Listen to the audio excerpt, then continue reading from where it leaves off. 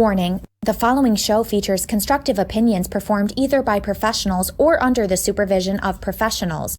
The views expressed are ours and may differ from views of any other entity.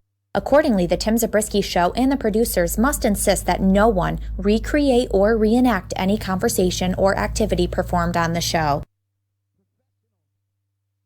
Can't finish the show in just one sitting? No problem. Listen to this and past episodes of the Tim Zabriskie Show on demand on all major podcasting networks, including Apple Podcast, Google Podcast, Spotify, and the iHeartRadio app. It's perfect for the ride home.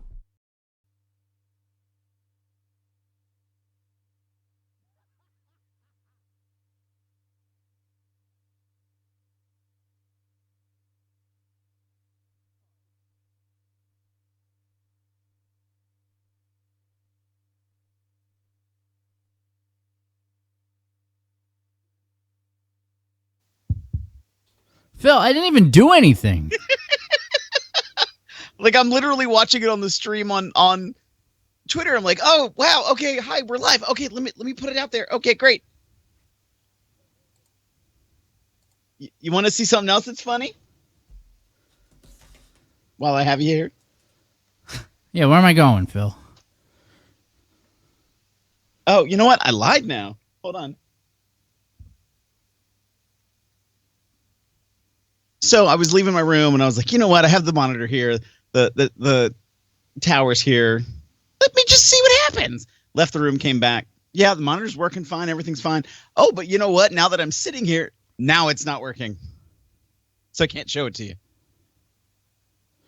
What the fuck is going on? Wait a minute. Now it's working. What the hell? The monitor's working? Yeah, just wasn't.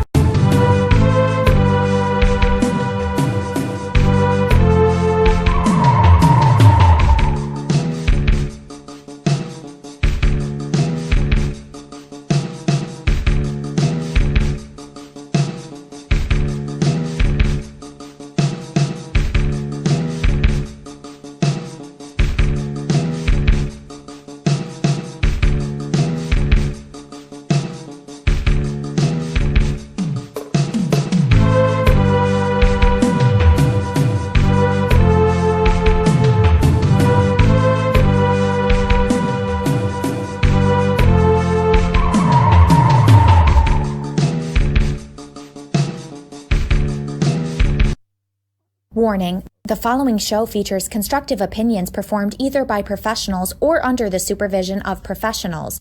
The views expressed are ours and may differ from views of any other entity. Accordingly, the Tim Zabriskie Show and the producers must insist that no one recreate or reenact any conversation or activity performed on the show. Can't finish the show in just one sitting? No problem. Listen to this and past episodes of the Tim Zabriskie Show on demand on all major podcasting networks, including Apple Podcast, Google Podcast, Spotify, and the iHeartRadio app. It's perfect for the ride home. Share this. This is as far as we got 5 minutes ago, Phil. Kid Muncie up top, shooting star pass. All right, Enzo, let's do this. Enough with the shit talking. Enough with your shadow boxing at the gym. You need to be practicing wrestling. Phil, have you seen right, this? Let's do this. How you want to do this? Not yet. I saw match? it. You want a boxing match? What you want to do? Huh? What do you want to do? Shoot fight? How you want to do this? Let's do it. Any promotion who books this, whatever we raise, we'll put it to charity. Whatever charity the fans choose, that's what we put it on. That's the only way I'm going to do this match. That's the only way, Phil. We put that money to charity. All right? Such a giving person he is. Look who it is! It's the bottom of the totem pole! The good girl, Tama Moana. Should the daughter of a village chief know not to wake at a rooster if you don't want to make her no eggs? I've been staring at the edge and I've wandered, long as I can remember, never really knowing why. I wish I could be the perfect daughter, but I come back a loser, no matter how hard I try. Every L I take, every tweet I track, every path I make, every road leads back to a place I know where I cannot go, the WWE. The daughter of a village chief, you couldn't even get in the WWE, you village idiot? Bro, your father is like a forefather in the wrestling business. And you are like the foreskin of a gun that shoots blanks. Wow. Oh, the Bullet Club is dead. Dead? I'd shit on Kenta. I'd WikiLeak on your brother. Neither one of them could hack it where I'm from. Ooh, that was a Donnie Moore low blow. You okay, Camacho? Okay. Okay, you want to play games? Okay, I'm reloading. Brrrah. Kenta, I wrestled you one-on-one in Japan for the largest wrestling promotion in the world. Not just in Japan, dumbass. You and your brother, Tama, look like doormen, okay? I ask you to take me to your leader. You take me to Kenta? All right, that's why, precisely, you mark-ass bitch, I wouldn't let you or any of the boisterous marks on Twitter that account for 10% of an entire wrestling population of fans dictate the terms to a match between you and I. That dictatorship you are stuck in must got to your fucking head. All right? Trigger fingers turned to Twitter fingers for real. I mean, you recently tweeted about a compliance lecture you received from New Japan, and I quote, to be a good guy, to do good, to be good, to now be known as the good guy, Tama Tonga. Bro, are you shitting me? He's a good guy. Pause for 1 second. Hold that. Can you just imagine for 1 second another man trying to lecture me on the phone? Bro, yeah, I remember Monday nights. Okay, Vince, good luck. Hold my phone. Dude, Tama, you are as smooth as a side street in Harlem, okay? You try and trap me, put me in a corner, make me look like a bad guy. Dude, I'm on the corner, and I am the trap. And I ain't selling for you, and I don't work for nobody. You and I both know I got offered 25 grand for this match, and I turned it down. Now you want to turn around and give the bag to charity? Well, touche, bro. If you Google real one, my face pops up. I'm the realest guy in a room, and that ain't a work, it's a shoot. So, Josh Barnett, thank you so much for offering me your platform at Bloodsport, maybe for a more worthy opponent. But we talking about practice. We talking about practice. We talking about Tama Tampon Tango. If we're really going to do this thing for charity, I looked up it won't real be one. on I'm on anyone's platform. page 3 of my I'm Google a G, search. all right? And that's why I got booked at MSG, trending #1 in the world over Bret Hart, the WWE Hall of Fame, G1 Classic, Ring of Honor, you. Fucking, bro, what are we talking about? March Madness. Dude, I just called the venue directly that you're going to be at on April 2nd. Hey. They're going to give my brand a ring, a venue, a referee, tickets. Okay, and any money I raise is going towards depression and suicide prevention. Oh, well, that's nice. But make no mistake about it. The biggest Is he telling us something between the lines is for there, Phil? Haku. Doing something that nobody else could do for him. And that's make one of his sons famous. You mark-ass bitch. How you doing? Let's get this I know there's a video that has Haku in it, but I haven't watched that one yet. Oh, man. We'll find that one.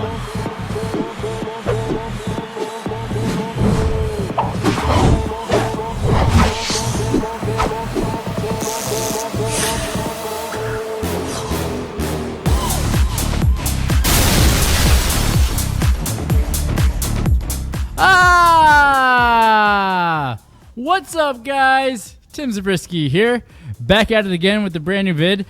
Sorry this took so long, because basically once again, first show of the season, and every single technical difficulty that we could have thought of has happened, and it's been pretty fantastic. Phil, I see you shaking your head yes already. To both of us, like each of us had like a weird, like I'm on a backup computer right now. Yeah. Tim's, I don't know. We're look at the. I mean, I know the screen is not on me yet, but I couldn't find the bottle of wine I was going to grab, so I'm just drinking straight from the bottle of Irish cream. Well, Phil, let's get through the introduction. I'll show you what I'm drinking here too. Ladies and gentlemen, with me as always, the man, the myth, the legend, the aristocrat, the colonel, the Ayatollah of rock and roll. Why not? Why not? Wait, no, that's WCW. Yeah, but he doesn't use that anymore, so you can have that. And once again, who we are talking about is the one, the only Mr. Phil Stamper. Phil, what do you think of the new screen design and everything like that we have set up here? I'm really digging this. I'm really digging this whole look. Our brains are already fried, and we probably have like an hour show that we're going to do. Yeah, Phil. This is going to be amazingly fun, and we're probably going to get progressively a little bit more tipsy. Yeah, because you know what? We don't have to work tomorrow. Oh, we do. Okay. Right. I was like, what planet are you on? All we do is work, Phil. And I mean, you're going to hear me by the end of this. This is going to be my regular accent, so there might be a lot of this coming my way. And I did look up that video of. Well, Phil, cheers. Cheers. Oh, cheers. Yeah. Cheers, buddy. You looked at that video with the Tama Tonga and Haku. Apparently, I misread it because it came up so quick in my feed before. Mm-hmm. It was they had a thing at last year's Bullet Club block party with What Culture. So that was last year. So that was okay. So I thought it was something more recent. But it showed up in my feed. And I will say, like, to give some credit, Enzo worked with MCW a few months ago. Okay. He filled in for Cass because Cass was seeking help for the problems he's been going through. Yeah, was this when he was going through that whole shit where he was like, And Enzo stepped up and filled in. When he walked in the door, he said thank you. He was very. From every interaction that I had with him that day, he was super professional. He did exactly what we asked of him for the event. There was no issues, no qualms, no problems. Yeah. It was great. I heard the same thing. He did a World of Hurt show up here, and I heard the same thing. Like he was fine. He went to the hospital, saw like a sick kid and things like that. And everyone which is awesome. Yeah, like everyone seemed to really enjoy it and whatnot. Right.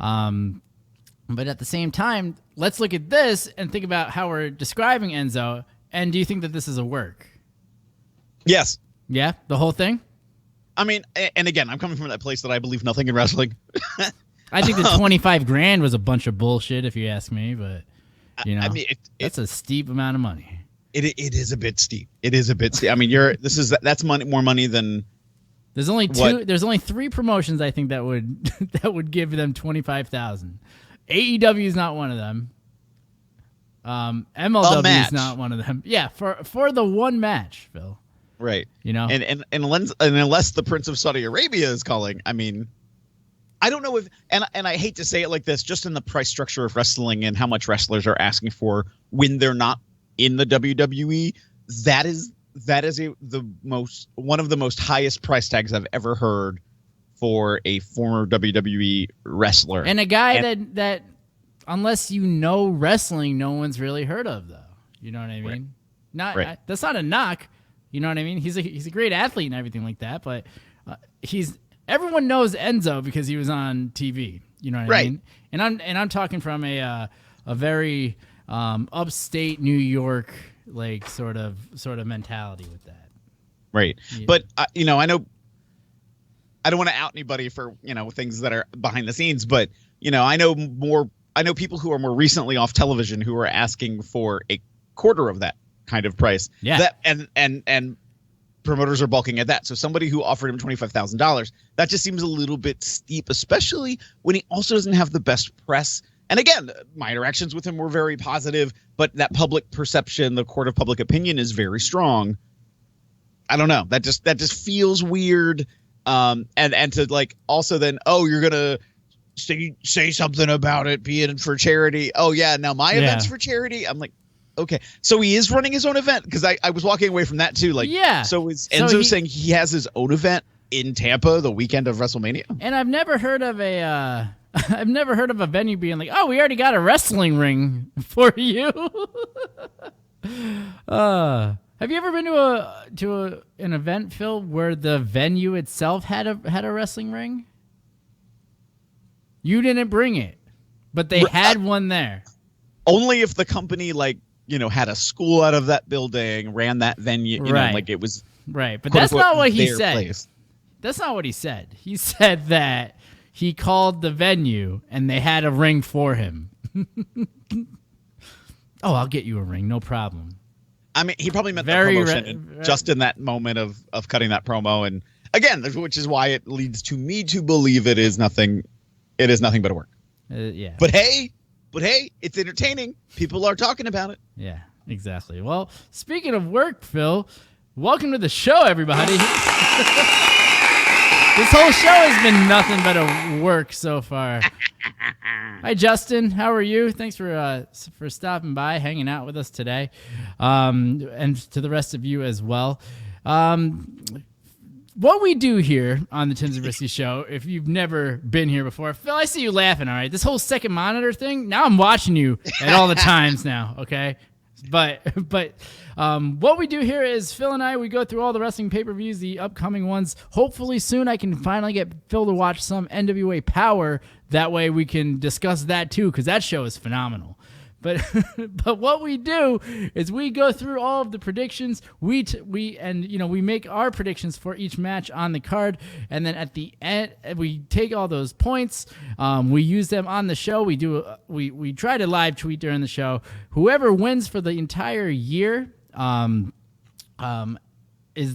gets to have the rights to claim that they are the winner, and the loser, they have to eat something nasty. Now, Phil, when we met a couple weeks ago, we totally forgot because once again we were dealing with technological bullshit. So we and then started going off and on everything else.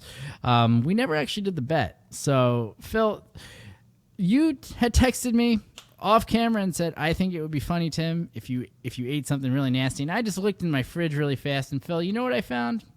I'm afraid to find out what you found.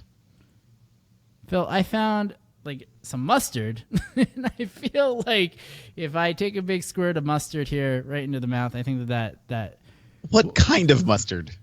Honey. It's honey mustard, Phil. I like honey mustard. You can't do something that people would like. That's not disgusting. Unless you're talking like it's 2 years past its expiration date. Phil, is it 2 years past its expiration No, but I was going to put a big amount of honey mustard into my mouth. That's not good enough? We'll talk about it off air. Well, I need to put this back upstairs, is what you're saying. Do what? I need to put this back upstairs, is what you're saying. I mean, I thought that this was good. It was nice. Do you not like honey mustard? No, I do, but not like a big squirt of it into the mouth.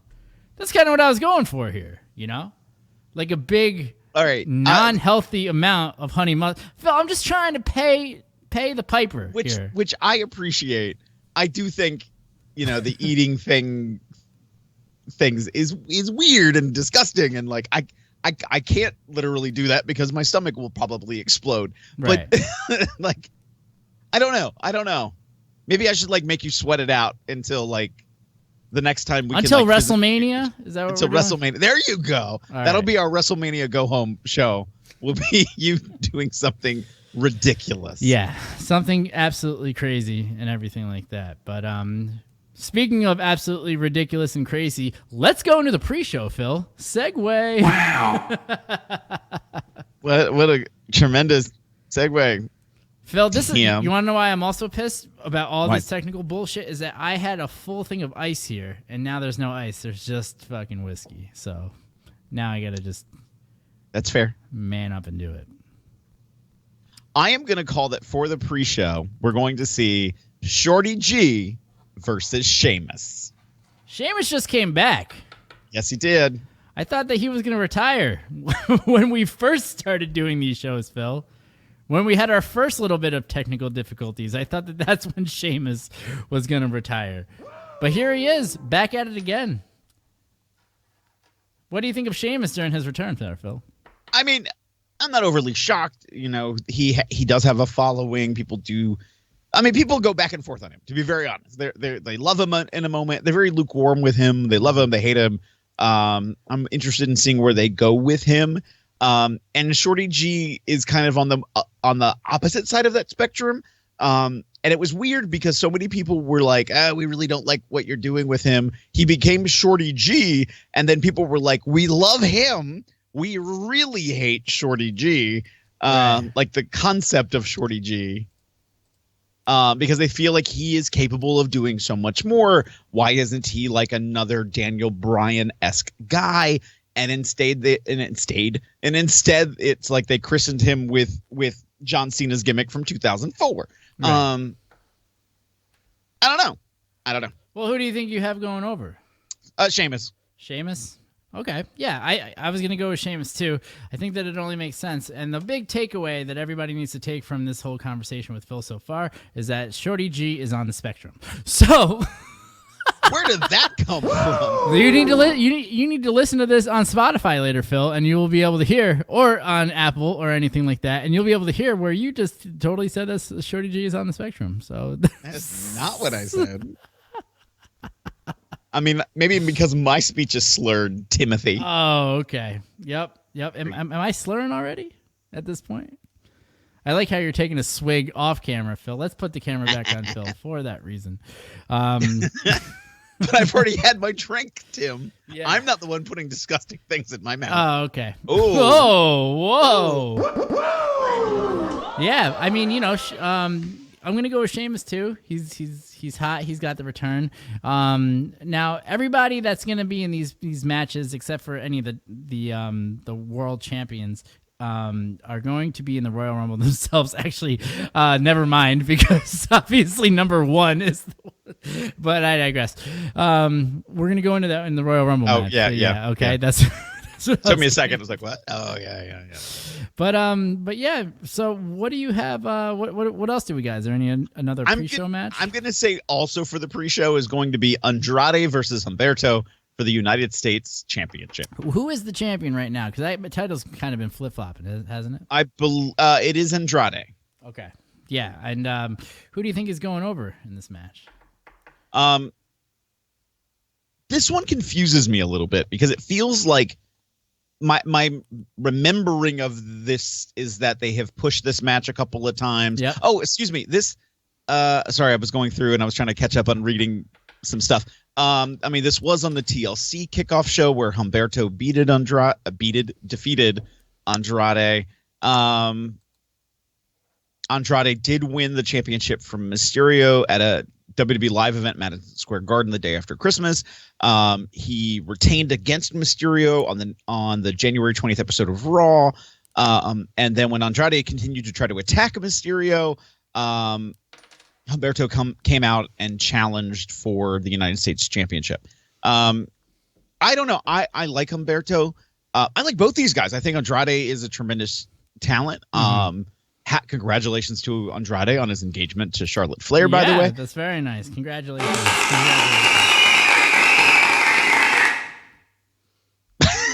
That was just so sudden, Tim. Yeah. They were into it, but they weren't into it at the same time. They were doing it as a courtesy there. Yeah. He's just not. No, never mind. I think it's gonna be Humberto. I think this will be that happy moment. Wow. We say, yay, we like Humberto, and we gonna make everybody smile for a little bit. And they can do what the WWE has done in the past, and perhaps that clears up Andrade for something else. What is that something else? I don't know. God, I hope it's not to win the Andre the Giant Memorial Battle Royal, because nothing ever happens with anybody who wins that.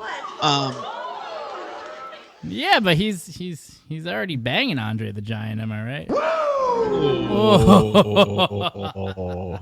Nah, she used to be a good-looking girl, but things happen. But yeah. Listen, I'm in a hot mood right now, all right? It took us 3 times to get this show started today. At least. Fuck. So, Tim, who do you have, Andrade or Humberto? I'm going to have to go against you and go with Andrade on this, because I think that it doesn't make sense for them to put it on Humberto. Humberto is not over, and this is one of the big four still. You know what I mean? And this is we're on the old road to WrestleMania. So we gotta keep it on somebody that the fans are really behind, and Humberto is not that guy. Who do you guys think is gonna go over? Give us a call, 518-350-4312. Let us know who you guys have going over in this match, and all of the other matches that we have going on in the show. So. Or don't. Just leave your comments below. Leave your comments and we will read them. If you just have a simple, like, one-word answer, that's all we need. Just put it there. That's all we need to continue going. All right. So next up for the WWE SmackDown Women's Championship, we have Bayley defending her championship against Lacey Evans. Bayley versus Lacey Evans. Now, Bayley's still a heel, right, at this point, correct? Yes. Okay, so is there any signs of her going face again? I don't know. How do you feel about her as a heel? How this whole heel run and everything? I mean, I like her. I like her better as a heel. I don't know if she's really getting the best out of this run. Okay. It feels it's weird because we've gone from this situation where, let's give more opportunities for women to be on the forefront, the women's revolution in the WWE, and then it became very, very crowded in the competition level. And so it's like you have all these people and all these talents, and it was almost like Bayley's heel turn was more of a following of Sasha Banks and what she was doing. Right. So Bayley was kind of the second in that path. So it feels, I don't know if I really feel like she's gotten that genuine run. I have heard early rumblings that it'll be Bayley versus Sasha at WrestleMania. But I'm like, well, that's interesting because in sort of the relative short history of Bayley and Sasha being heel together, I should say, that would seem very sudden that all of a sudden one of them would then turn again. Yeah, especially since all the work that Sasha has put in to being a heel. You know what I mean? Like, I don't know.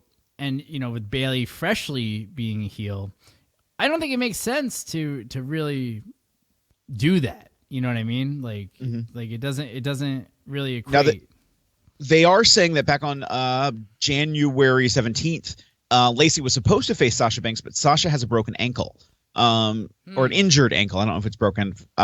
So Bayley filled in for her. Evans beat her on that January 17th episode, thus allowing or giving Evans the opportunity to fight for the championship at the Royal Rumble. And I hate those matches. I mean, it's just a weird personal thing. Because even the way that you're describing it is like, is her injury really legit? You know what I mean? Or is this a work at this point? Right. And I mean, I hate the matches where it's like, oh, it's the champion versus the challenger, and if the challenger beats the champion, they get an opportunity to face the champion. I'm like, no, they beat the champion. They should be the champion. I don't know. I feel like that's a weird way out. But it goes into the ego of some writers and some creative and some talent who were like, no, there has to be a reason I get beat not cleanly, or if it's cleanly, like there's a justification for why it can't be for a thing.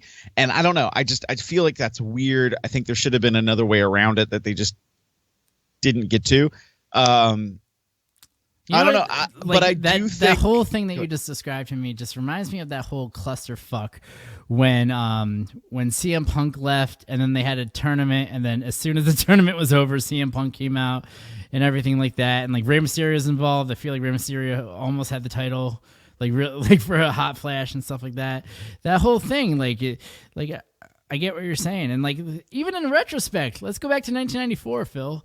Like let's look at like Razor getting the championship. You know what I mean? Because of Shawn and everything like that, and that whole schmaz and yeah, like they've always this sort of booking, and they did it with I want to say Benoit too, and I don't think that I'm completely accurate on that too during that whole time, even though we're not supposed to mention his name. But the whole thing is that I don't like that whole triangle of it. There's no reason why the champion should be losing to the challenger if it's not for the belt. You know what I mean? I'm there with you. But now we have Royal Rumble. Bayley, the champion, defending against Lacey Evans. Tim, who do you got? Who do I got going on in this whole little little match-ski here. Well, it's interesting, Phil. I mean, the question is who's gonna be more over heading into WrestleMania? We have Bayley, who's she's gonna be a lifer in this company. You know what I mean? I don't see her going anywhere at this point. She's kind of got them all, like the four of them. They can do whatever the hell they want at this point. You know what I mean? The whole horsewomen. But do they see the blonde as more of a media draw going into WrestleMania? That's where the question is for me, Phil. And Lacey is the fan favorite. She's former military. There's an easy way to sell that story. And it would be a great opening babyface pop for the beginning of the show. I'm going to go with Lacey Evans on this one, Phil. There you go.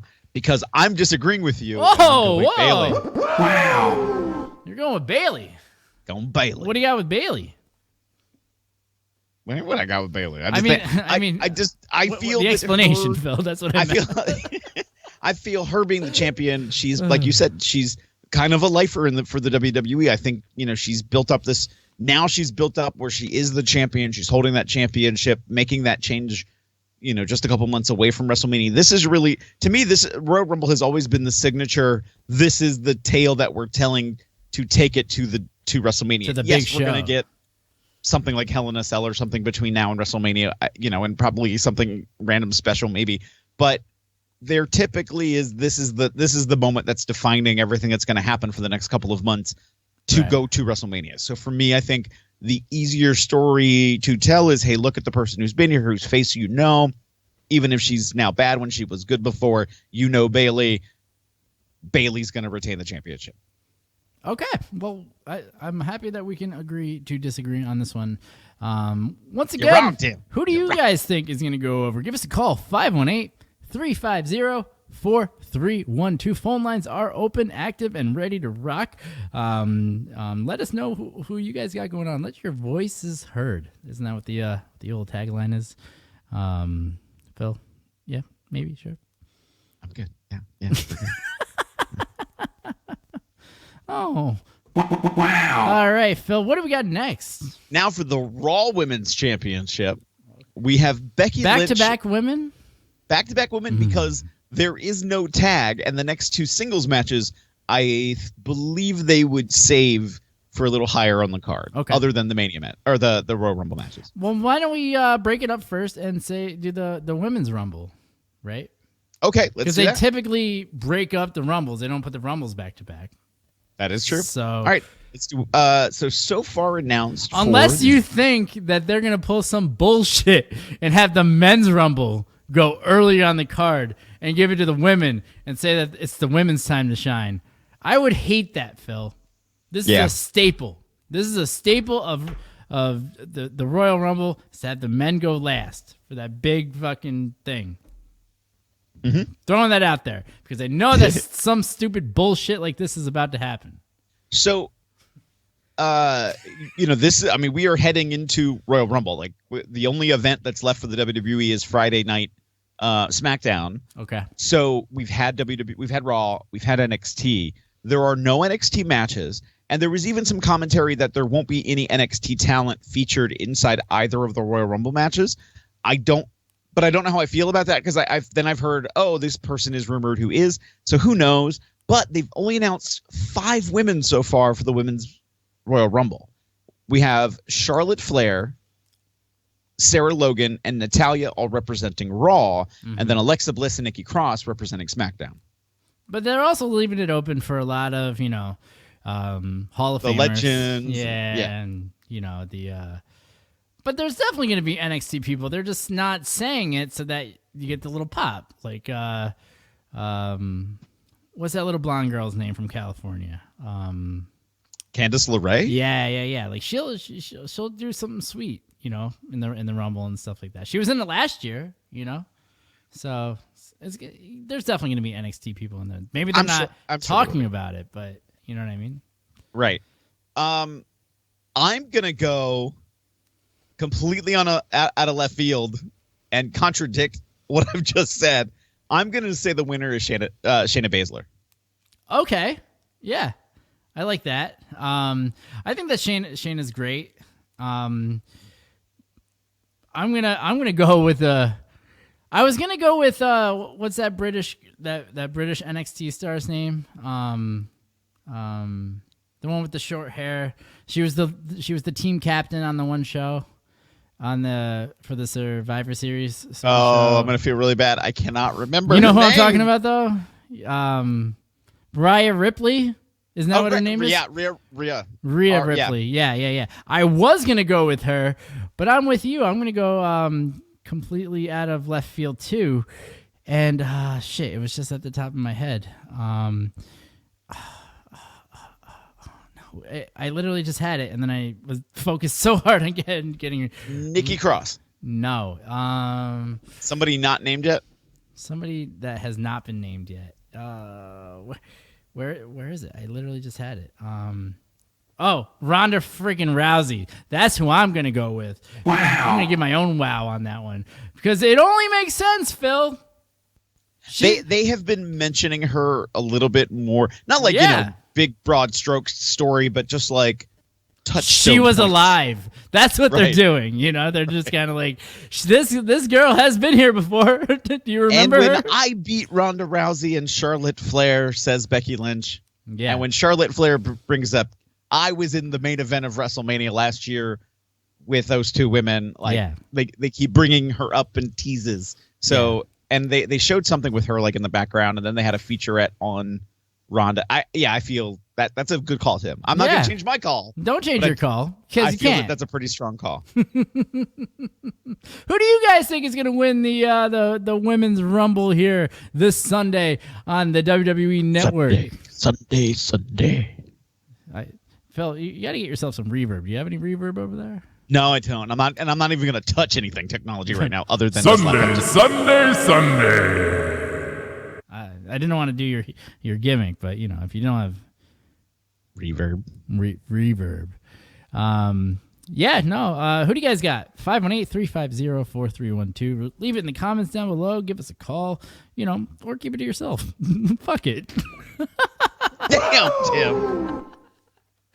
Phil, the show is actually running pretty smoothly right now. I don't know why I couldn't get all to break down like four or five times before. Do you want to risk it and take a commercial break, and then we'll do the back half of the Rumble? Yeah, we could definitely take a commercial break. So stick around, because we'll be right back. Promotional consideration paid for by the following.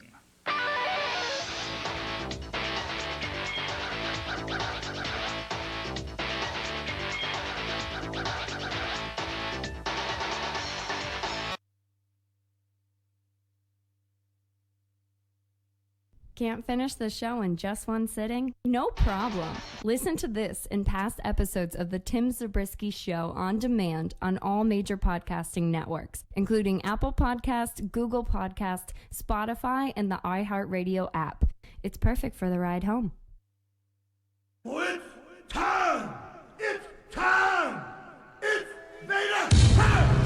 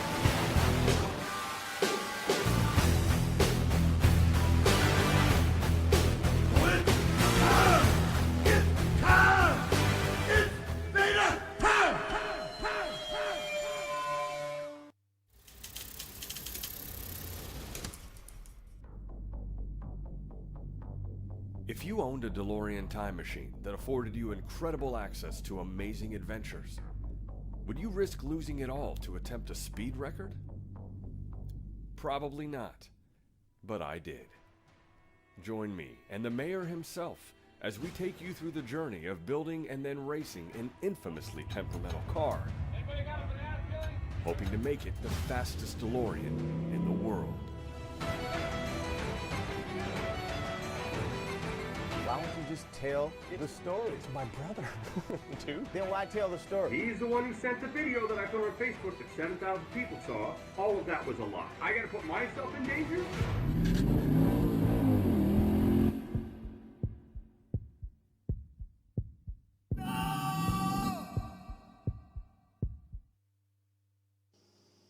Babe, yeah. What shirt are you wearing?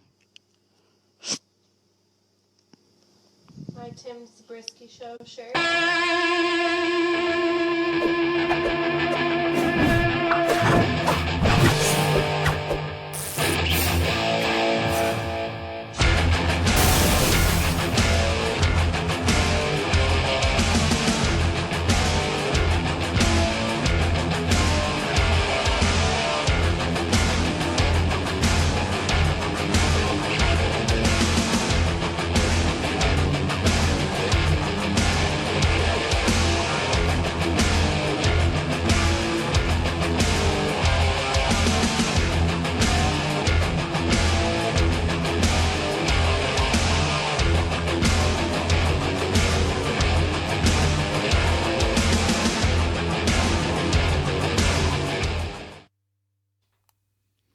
Phil, I was just looking at that commercial, and you know that one shot with like me, my wife, and Zach, and that blonde girl. Yeah, yeah, the blonde girl's no more. So it's so awkward now. So I don't know. Like, wait, like she is no longer in the relationship. Yes, or yes, she no, is passed. She's still alive. She's still okay, alive, I was like, what do you mean no more? Oh God, Tim. Best part is that she paid $10 for that shirt, Phil. $10. That's how much they're going for these days. So if somebody else, awesome, Tim. Somebody else wants to get in that picture, I could kind of edit you in. Just gotta spend $10 to get the shirt, and then we'll be wow. We'll be good to go in that regard. I did find the shirts though too, Phil. Yeah, they're in a bag, but. And to be fair, you did just move. You had a huge move. Yeah, big move. Got this whole little studio deal here. Right. Yeah. Nice. It's looking nicer and nicer every time I see it. Yeah. I found these other little foam things to go in between there, but I can't afford it unless people buy the shirts. So I don't know how much more improvements I can do till people kind of hook me up. Phone lines are still open here. 518-350-4312. Just call in, let us know what you're thinking about the card. So Phil, big turnaround for who we have so far, especially with that Rumble. I don't know. I feel very confident. So about my pick for that I can Rumble. caveat a little bit before we go back into our Rumble stuff. If you'll give me some grace for a moment, Phil, take your time. I am trying to get a little bit more information, and of course, every story typically has a middle point. So as we know, The Rock's father, Rocky Johnson, passed away. Oh yeah. The Rock put out that it was due to a massive heart failure, and that many people in wrestling showed up for the funeral, and there were interesting statements that came out of the funeral saying that two people in particularly made not the best comments when asked to speak. I will say so. As we had the commercial break, and I'm looking through to try to see if I can find, did somebody sneak a video? Like, let me try to see what I can find. I did find that on Hannibal TV, Al Rosen, who was a friend of the family's, was there, and he goes, they asked for people to speak. Vince did stand up, and so part of the story seems to be legitimate, but I'll work to it. According to Al Rosen, what came out of Vince was. Rocky Johnson was a tremendous talent. He was a great talent. Right. But the best thing he ever did was marry his wife and bring his children into the world. And I think it was meant as a genuine, more than a talent. He had a family. I really do. From the way Al Rosen is speaking about it, it makes it sound, and I got a chance to listen to a little bit of it. It makes it sound as if, it was a positive tone. Now, what I have not gotten to yet, and what I'm interested in hearing next, is what has been alleged about Pat Patterson. Because that's the best one, and that's why I'm laughing so hard right now. Basically saying that Rocky Johnson was a son of a bitch, and No, but he that didn't had to start be it that way. That's what the whole thing is. Yeah. From what I read, the guy starts it by saying, Rocky Johnson, he was a great, incredible talent. And then all of a sudden, it turns into a racial tirade. And then they're just like, oh, he must be losing his mind. But it doesn't go together because he literally said the guy's name and said that he was a great talent and everything like that. And then all of a sudden, like he lost his shit about the same guy. No, I don't believe that he's losing his mind. I just don't believe it. It's kind of the way that it goes for me. So Al Rosen, I did find now another statement. So Al Rosen did go on to say, did Pat use church language? Like if you and I were talking and said, God damn it, excuse my language, you wouldn't think anything of it. He's saying Rocky did this, God damn it, and yeah, we did that shit, but you don't know the preacher and the preacher and the assistant preacher, people saying that he got pulled off stage. No, that's how stories get started. They turned the mic off. The guy sitting behind them turned the mic off, and Pat said another sentence and walked off. No MFs or anything. He was never disrespected. He said, goddamn. Okay.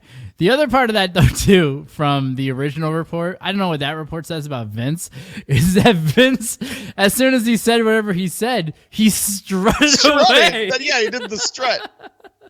And the God damn it. And then somebody made it sound like they were hammered, which, probably could have been the case. Right. There could have been a wake before, and, Yeah. Speaking of which, salute. Oh, cheers. Cheers, my friend. Yes. So there's that whole side of it where it's just like, are you hammered right now? Right. But Tim, we got a Royal Rumble to talk about too. Oh, yeah. So let's go next up. The Raw Women's Championship, Becky Lynch versus Asuka. Ooh, Becky Lynch versus Asuka. I really like this. I really like this combination. I want to say that I am the originator. I was the one that started the whole. We need to get behind Becky Lynch. Becky Lynch is gonna become the whole thing. Nobody wanted to believe me.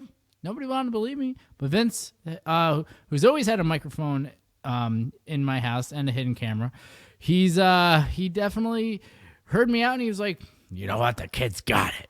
Actually, he was more like, the kid's got it. So We gave her the title, the man. We put the strap on her. We had her beat the 2020 Women's Rumble champion, the winner of the Royal Rumble in 2020. That's what I meant to say there, Phil. If you go with my pick, her and Shar. But how come nobody calls the girl Shar, Phil? Because her real name isn't Charlotte. I mean, Shar is fucking fantastic. Right. Hashtag Shar, everybody, please. Hashtag Shar. Hashtag Shar. And I don't know. My brain is going, baby Shar. But here's the thing, Phil. Yes, Tim. Asuka has been a machine up until every single big match that she's had in the WWE. Not talking NXT, because obviously they did Triple H did everything they could to keep her strong. And then they went up there. They kept her pretty strong for a while. Then she lost to Shar at what WrestleMania was that? Like 2030? You know what I mean? But basically the whole thing is that we have two women that they've basically protected, except, Asuka, they have had her lose at all of the big matches, like the big events and stuff like that. But at the same time, Philly, it's WrestleMania. We're coming up on a year of the man's run with this one belt. She did lose the other belt. That was bound to happen. No biggie. But this belt she's had for a year now. So are they going to keep it on her in the same regard that they did that with Asuka going to WrestleMania and have her lose there? Or are they gonna have Asuka win here? That way Becky could win it later at the Rumble. Yeah, there's logic to both the things you're saying, because there was something to say about the chase for the championship, getting people into it. At the same time, she is the current reigning champion. To give a little bit more history, back at TLC, it was the Kabuki Warriors, both Asuka and Kairi Sane, who defeated Becky Lynch and her partner at the time, Charlotte Flair, for the championship. And then in the following Raw, Becky went on to say that she has never beaten Asuka one-on-one. Right. And so she wanted that opportunity. She's the one that made the challenge to Asuka. She invited Asuka to face her for the championship.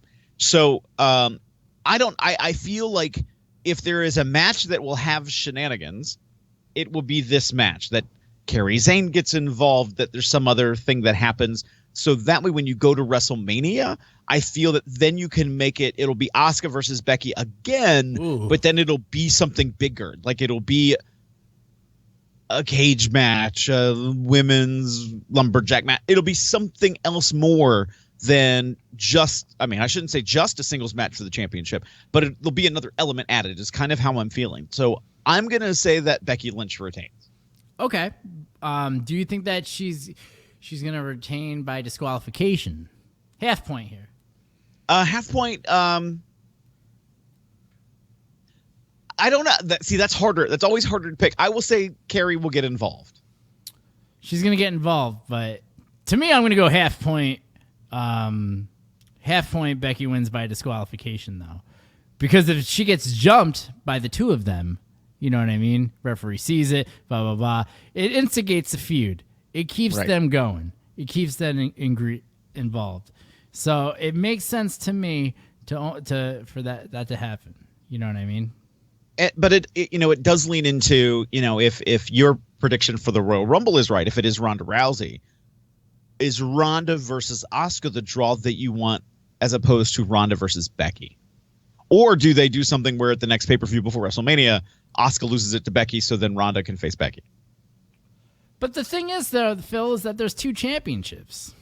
Yes, there is. So Ronda can pick whoever the hell she wants, That's true, but would the cell be, whoever wins the SmackDown Championship, Lacey or Bayley? I'm just letting you know what Justin's saying here, too. All right. Making it that big. Justin, I appreciate you, and you can disrespect me all you want, but I'm saying I'm right.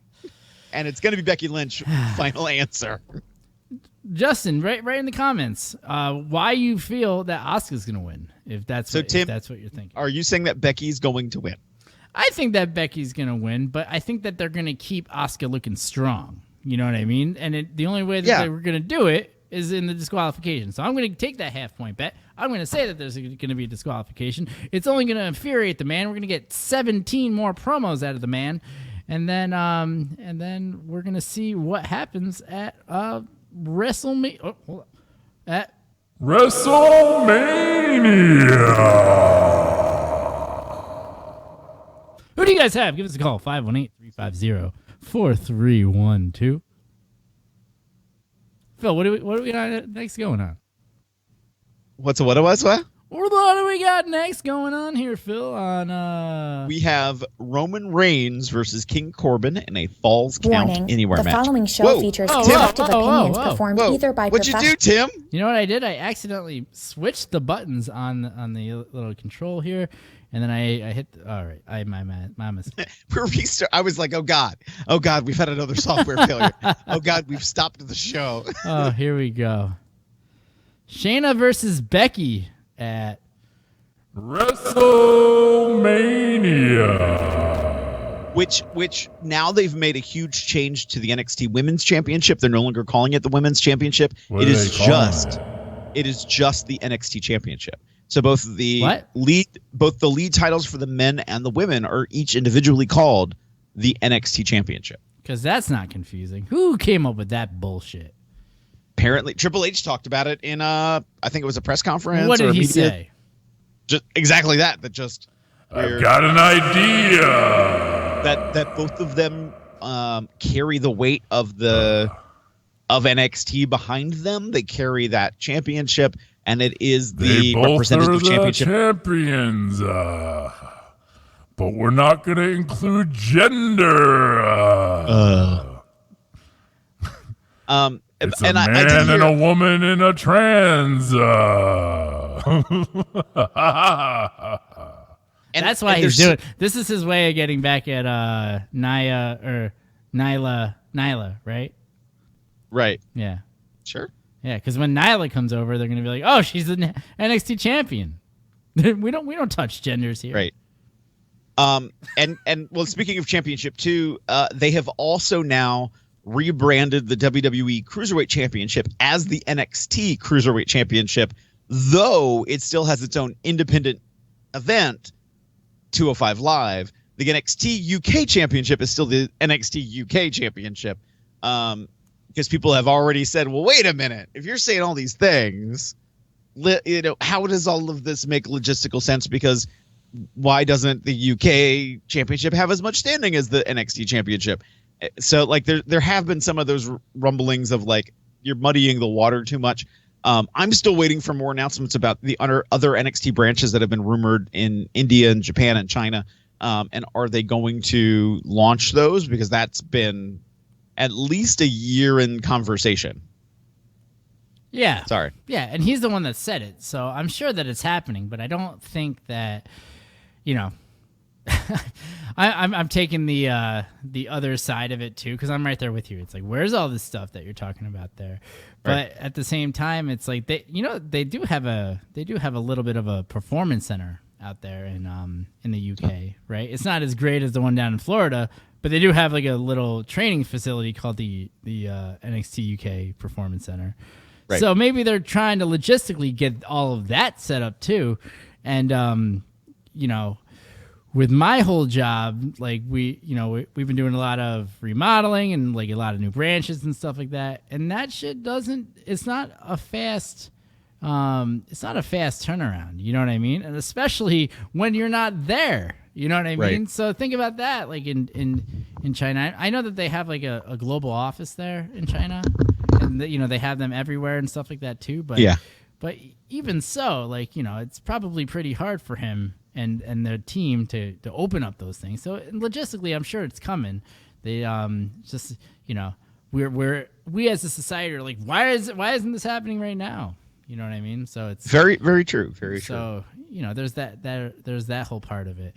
But yeah, as far as the championships and the titling and stuff like that, I really don't like that it's the NXT and then the NXT Women's Championship. I understand the concept of it because they're both everything's equal now and whatnot, but at the same time, it's like why are we there's got to be a separation. You know what I mean? Mm-hmm. Like you can't. How confusing is that? What are we gonna do when Adam Cole and her, when they both show up at a press conference and we're like, oh, it's the NXT champions? Your NXT champions. That doesn't make it doesn't. There's to some credit, I will say, they're trying to raise that profile. I'm going to go this far. I'll just say it. I really do think this is in response to Tessa Blanchard, and not in the negative respect, but in that, a woman is holding up the world championship of a major international company. How do we put a little bit more prestige on what our women are doing? What if we make it very clear that this is equal footing with the men by, calling it just that brand's champion? Like, it doesn't have to be Tessa. Do what? I'm sorry? You think this has to do with Tessa? Really? I really do. I just feel like this is a response because even though there's been some negativity, there's also been a lot of positivity around the fact that a woman is now holding the representative championship for the company. That does not have the word women in front of it. So I do feel it. I mean, the WWE is more savvy in the ways of entertaining than I think many of us really pay attention to. Justin is saying intergender matches in the WWE are confirmed. And last year, though, when we had Nia Jax jump in the men's Royal Rumble, there was some negativity to that too. They tried it and they got some blowback and they kind of reeled back off it, but they did do like intergender tag matches. So that's been a thing a lot more prominent in the course of the last year with WWE, when every other company is kind of doing it right now, all the way up to the WWE. So I don't know. I feel like this is just an opportunity to go, hey, we're trying something a little bit different, maybe a culture change, to showcase that we are really truly representing women in a better light than what we have before. I'm okay with it. I really am. I don't think it's going to be that complicated when you see a woman walk out and call her the NXT champion and a man walk out and call him the NXT champion. I don't think people would be misunderstanding that, oh, they have the representative championship for their gender. Right, but okay. Here we go, Phil. Today's episode is brought to you by the letter A for agree to disagree. so it's just, you know, it is the way it is. We've gone this way. We tangent. If you haven't watched our show before, this is the first time. We do this a little bit. We go over here, then we come back. It's totally fine. But that's what makes this fun, because we don't do this enough. You know what I mean? Like, that is true. If we offset this with another episode where we did go off on tangents and stuff like that, then we make this special, Tim.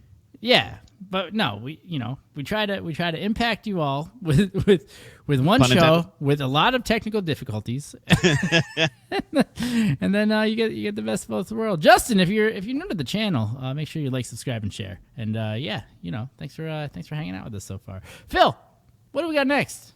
So we never really resolved our conversation. Roman Reigns versus King Corbin. How did we go from the women to I don't remember.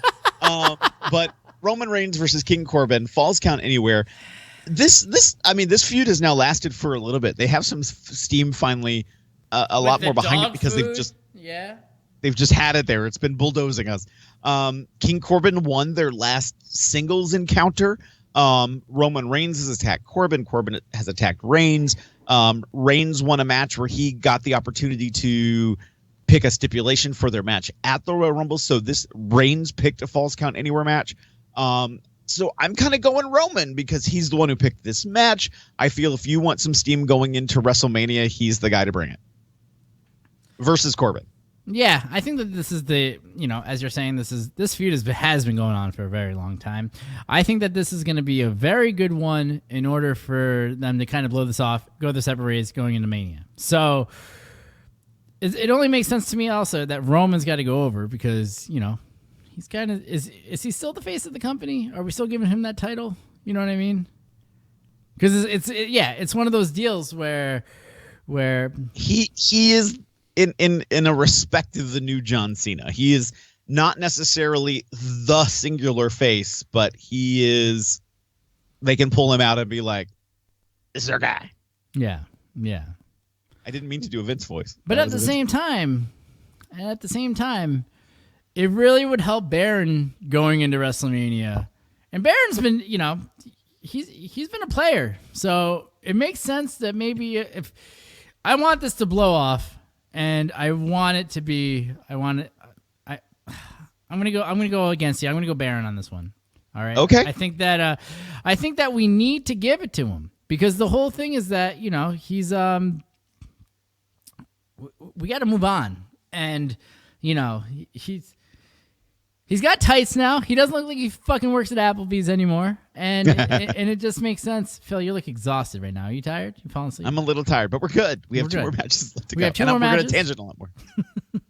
I waited until the camera was off, but just to okay, I need a breather. Let me just close my eyes. I know, and I'm all amped up right now too. Yeah, I'm going Baron Corbin. Blow off. This is gonna get them to separate finally and go into their Mania programs. All right, Phil, what do we got going on next? Next, we have Bray Wyatt versus Daniel Bryan, and this is going to be for the WWE Universal Championship in a strap match. Championship currently held by Bray Wyatt. They really missed the opportunity with Daniel Bryan to do a hair versus hair match or have Bray Wyatt burn his hair off or anything like that. However, how much did that man his age went down as soon as he cut his hair? I was like, holy shit! It's 2007. Bryan Danielson. Yeah, there he is. Yeah. Yeah, Phil. How have we gotten here so far? Ever since that whole thing with the Miz, where the Miz was like, "Oh, you got to do this for our children." You remember that whole promo that he was just like, "You got to do this for our kids, Daniel." And the Miz, and he told the Miz, "Get the fuck out of my locker room." Do you remember that? Right. Yeah. Right. Wait. Speaking of Daniel Bryan, though, I'm going to interrupt you too. Did you read that article with Jerry Lawler today? Did you read this one? No, I didn't. So Daniel Bryan is walking backstage, sees Jerry Lawler, and he goes, "Hey, can you do you think that you could cut a maybe give a little seminar for the newer guys, let them rein them in, kind of pass on the torch, like, what, anything that you've learned, everything like that. And Jared Lawler was like, no. He was like, I'm not gonna fucking teach these kids shit. And Brian was like, oh, okay. All right, I found it. King, I want to ask you something. I said, what? He said, you were kind of bantering around the idea. We were kind of bantering around the idea that you could hold a little seminar with all the guys and pass your knowledge of your trick, your knowledge of the tricks of the trade, along with the guys. There's nobody left that throws the fire. There's nobody left that does a lot of the things that you did throughout your career. We all thought it'd be great if you could just get all the young guys together and kind of pass along some of these secrets that you used throughout your career. Lawler said that he declined. And then he goes on to, like, nobody ever sat me down and said, here's how you throw a punch or something like that. Everything I picked up, I just did by watching and trying to emulate the people I liked. I just remembered, to me, when I was a fan and growing up and everything, the guy who I thought threw the best punch was Jackie Fargo. He was my hero. I tried to throw punches like Jackie Fargo. I was just watching on YouTube the other day a match between Jackie and I thought, golly, that's where I got it. So, he is saying, like, no. Fuck you. Yeah. I don't know. I don't say it as a fucking, and at the same time, like, where did that come from? What was the impetus? I reading it's different than hearing the tone of it. Did he take it as a joke? Was it really a serious thing? Was it no, I'm not going to do that to the boys who were here and they should, be at that level now to, like, I agree with that too. So I don't know the context, but it was in response to a question of if he'd ever been asked to go to the Performance Center to be a coach or a guest coach. That it was Daniel Bryan saying, hey, you should show some of the guys who are currently here some of this stuff, or talk about it. So, but he's right though. And at the same time, like, even when I was like training, when I first started out, like, you would show up because you would watch tape of other people and then want to do what they were doing. You know what I mean? Like, and there's two rules of thumb with that whole thing, because, some people would make the argument, it's like, oh, we're all like the super kick thing. And, you know what I mean? And what else? Like, everyone liked the super kick, so everyone started doing the super kick. And you know what I mean? It's that whole thing. I'm trying to think of like another move where everyone was doing it too, but the super kick really just stands out. You know what I mean? I mean, right now it's so weird because there are certainly sometimes when I watch an event, I'm like, okay, there's super kick number 405. Right. There's weird kick to the side back of the head that's not quite an enziguri. That number 127, and look, stunner number 4. But then you get like, 3 people did the springboard off the middle or bottom rope backpack stunner.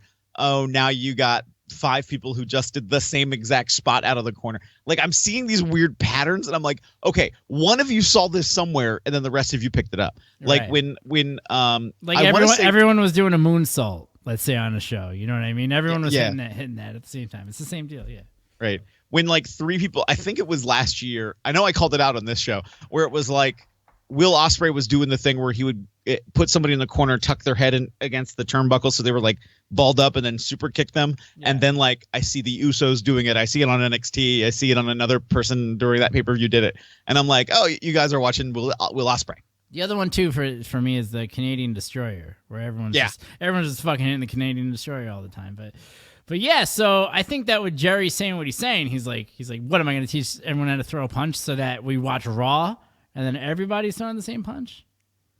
And that's a fair, if that was what he was saying, he didn't go into much detail about the reasoning why he said no, just that he did say no.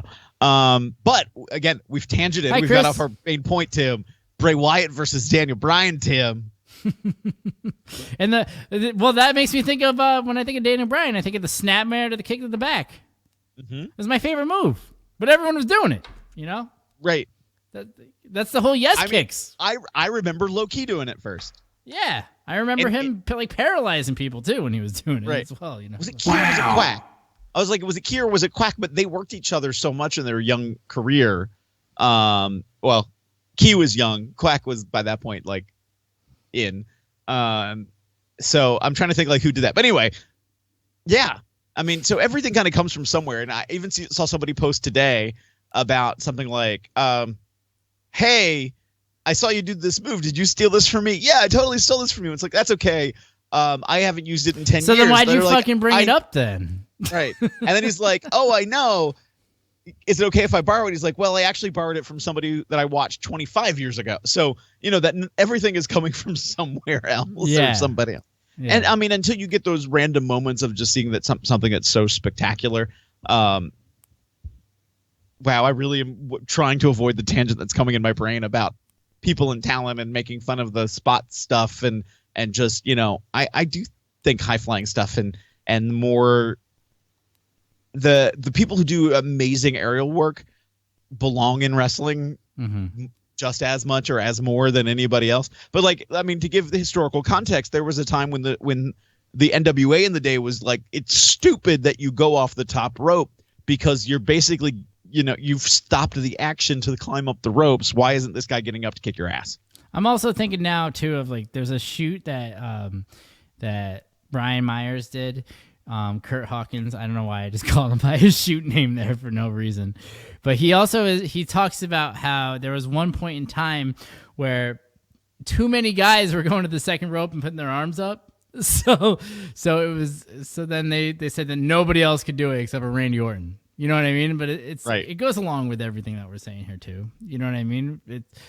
Could you imagine going to an indie show and not seeing anybody go to the top rope though? At this point in 2020, you know what I mean? Right. But I mean, even on independent shows, there should be a little bit of, I mean, we've both been to a number of independent events and worked on them and have heard how locker room meetings go. And, if you could even get to a position where you can watch the event at all. So, it is hard sometimes to see what other people are doing before you in that respect.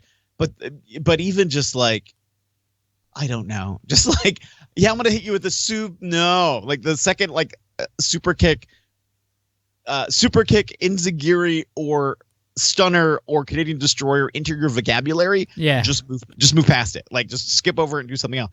I have a personal pet peeve of when there's a moment for a rest hold, everybody goes for a chin lock or a rear chin lock, and I'm like, no. There's there's 75,000 other things that you could do in that specific moment, and you're going to do the same thing, So, I mean, and even from the ring announcing perspective, for a charity event over the summer, I did ring announcing for an event, and everybody except one person came out to I have 25 nicknames. Please read them off for me. And I was like, are you kidding me? And I know at one point I was like, listen, everybody else has literally done this tonight. No, this is silly. They're like, well, this is what I want. This is my regular entrance. And I'm like, yeah, I'm sure it is. Yeah, in your bedroom by yourself when you're practicing your entrance. All right. Right. We've all been there. It's fine. But at the same time, I'm also thinking now, 2007, 2008, everyone was doing a code breaker or a backstabber all at the same time. Yeah. So it goes through weird cycles. And I think where you tangented off on this was the fact that Daniel Bryan was one of those guys that a lot of people were borrowing stuff from liberally. Yes. And you did a fantastic segue of bringing that back into the actual conversation. See?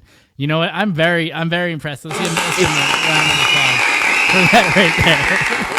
It's like I'm a president or something. Yeah, of wrestling. And this show is so meta right now that it's fucking fantastic. Right. That's what I like. It's like I have broadcast experience in the world of professional wrestling. Yes. And not just the guy down the street that you hired for $5. But we digress. Cheers. Oh, man. I was gonna do bottle drop, but with my luck, I'd spill it over the laptop the way our luck's been going. Can you believe that no indie fed yet has been like, oh, let's get these two fuckers to call one of our matches? How is this not a thing? You and I? Yes. Well, let's face it. Okay. This is we're going off the rail. I don't care. This is our show. What I am seeing in the world of independent wrestling is that now there are not territories. I'm not going to call them territories, but there's always been bubbles. Like when I went to college, where I was physically at, I went to a school called Frostburg State University. It's in Western Maryland. It's in the mountains. And I was nobody traveled from Maryland to West Virginia or Pittsburgh. The Pittsburgh guys didn't come down. The West Virginia guys didn't come up. And so there was the circle of folks that did West Virginia, the circle that did Pittsburgh and Ohio, the circle that did Philly, New Jersey, the circle that did Central Pennsylvania, and the circle that did Maryland. And sometimes they'd go up to Philly. But it's like you had these locked in weird circles and nobody would cross. And I'm like, guys, I want to be like everywhere. And I did. And I found a way to get there. And it was like, why aren't you guys doing this? And it floors me sometimes when people don't, even to this day, with especially how connected the world is, because they think, oh, my next stop's WWE. And it's like, you kind of got to work to get there. But what I am seeing is this rebuilding of not quite the same bubbles, but that promotions liking what another promotion's doing and kind of rebooking all of the same guys, but just for them. And so, like, I see, like, Black Label Pro, Action Wrestling, Crux, Scenic City, Supgraps. They're booking, like, all the same talent. Primetime Pro primarily is booking mostly the same talent, but they're not in, like, the same geographic region. Okay. Give me, out of the people that you just named, though, like for a geographic region, I'm trying to figure. I don't know these fits. So this is like Illinois.